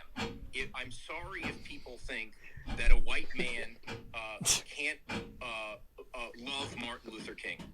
But to me, that seems pretty counterintuitive. If I can't be a fan of his and appreciate everything he's done, how come I own all his stuff? I own his entire life. Oh, I'm sorry. Sorry. Sorry. I just find it cute that I have over 9 pieces of MLK game-worn merch. I'm sorry. Okay. Great show, everyone. Another thing you've been wrong about. Lottery ball. Have you ever gotten it right? Nope. Oh. That sucks. I'm going with I haven't 71. said numbers yet. What was he about to say? I'm going to take... He didn't say numbers yet. Yeah. All right. Numbers. 71. He's such a dickhead. 17. Okay. 69. Oh, wait. Got to throw in money. I have money in my 18. pocket. Yeah. I still. All right. Take cash. All right, I don't really carry cash. I owe 2020. All right. Jake. 18. 20. 71. Do we have a jar? 17. Yeah, we need a jar. We need that. Memes has a safe. safe. Yeah. No, he doesn't. What's your other number? He Hank, said he's you're bringing it in thinking about? tomorrow. I picked 17. Yeah, I was going to what's pick 71 because of Micah Parsons' kid. 7.1 ounces. Oh yeah. Oh, yeah. Reminder. Yep. Sack bet, right? Yep. Michael Parsons, congrats on the sacks. He's getting a sack tomorrow. Yeah. Tonight. I'm going to go with Dak Prescott's number 4. How much money for us who don't have cash? When you bring us 60 money? we're at? Yeah. All right. Numbers. So, Hank, there you've you never go. gotten this? 71. Nope. Easy money. Easy money. Hank, you said 17? Oh. It's right there.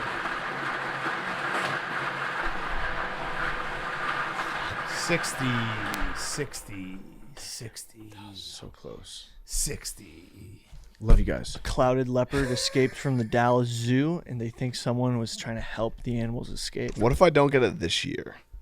This entire year You have to get a tattoo of I feel like I should get something. Of Of our our faces. faces. Oh. Of our faces. He should Yes, our actually- faces, and it's actually Mount Rushmore. It's me, PFT, Billy, and Kirk Cousins. So just the same picture twice? Yeah, and Daniel Jones. Yeah. Sure. Okay. All right. I Great. was thinking it was going to be I should like get something good, but whatever. Or throw Kyle Trask in there too. Yeah. Why not? His Wait, big yeah. booty. Why don't you just get it like all of Billy lookalikes, like old school Dan Campbell, Buzz Billy Lightyear. football, the young Buzz Lightyear, and Kirk Cousins.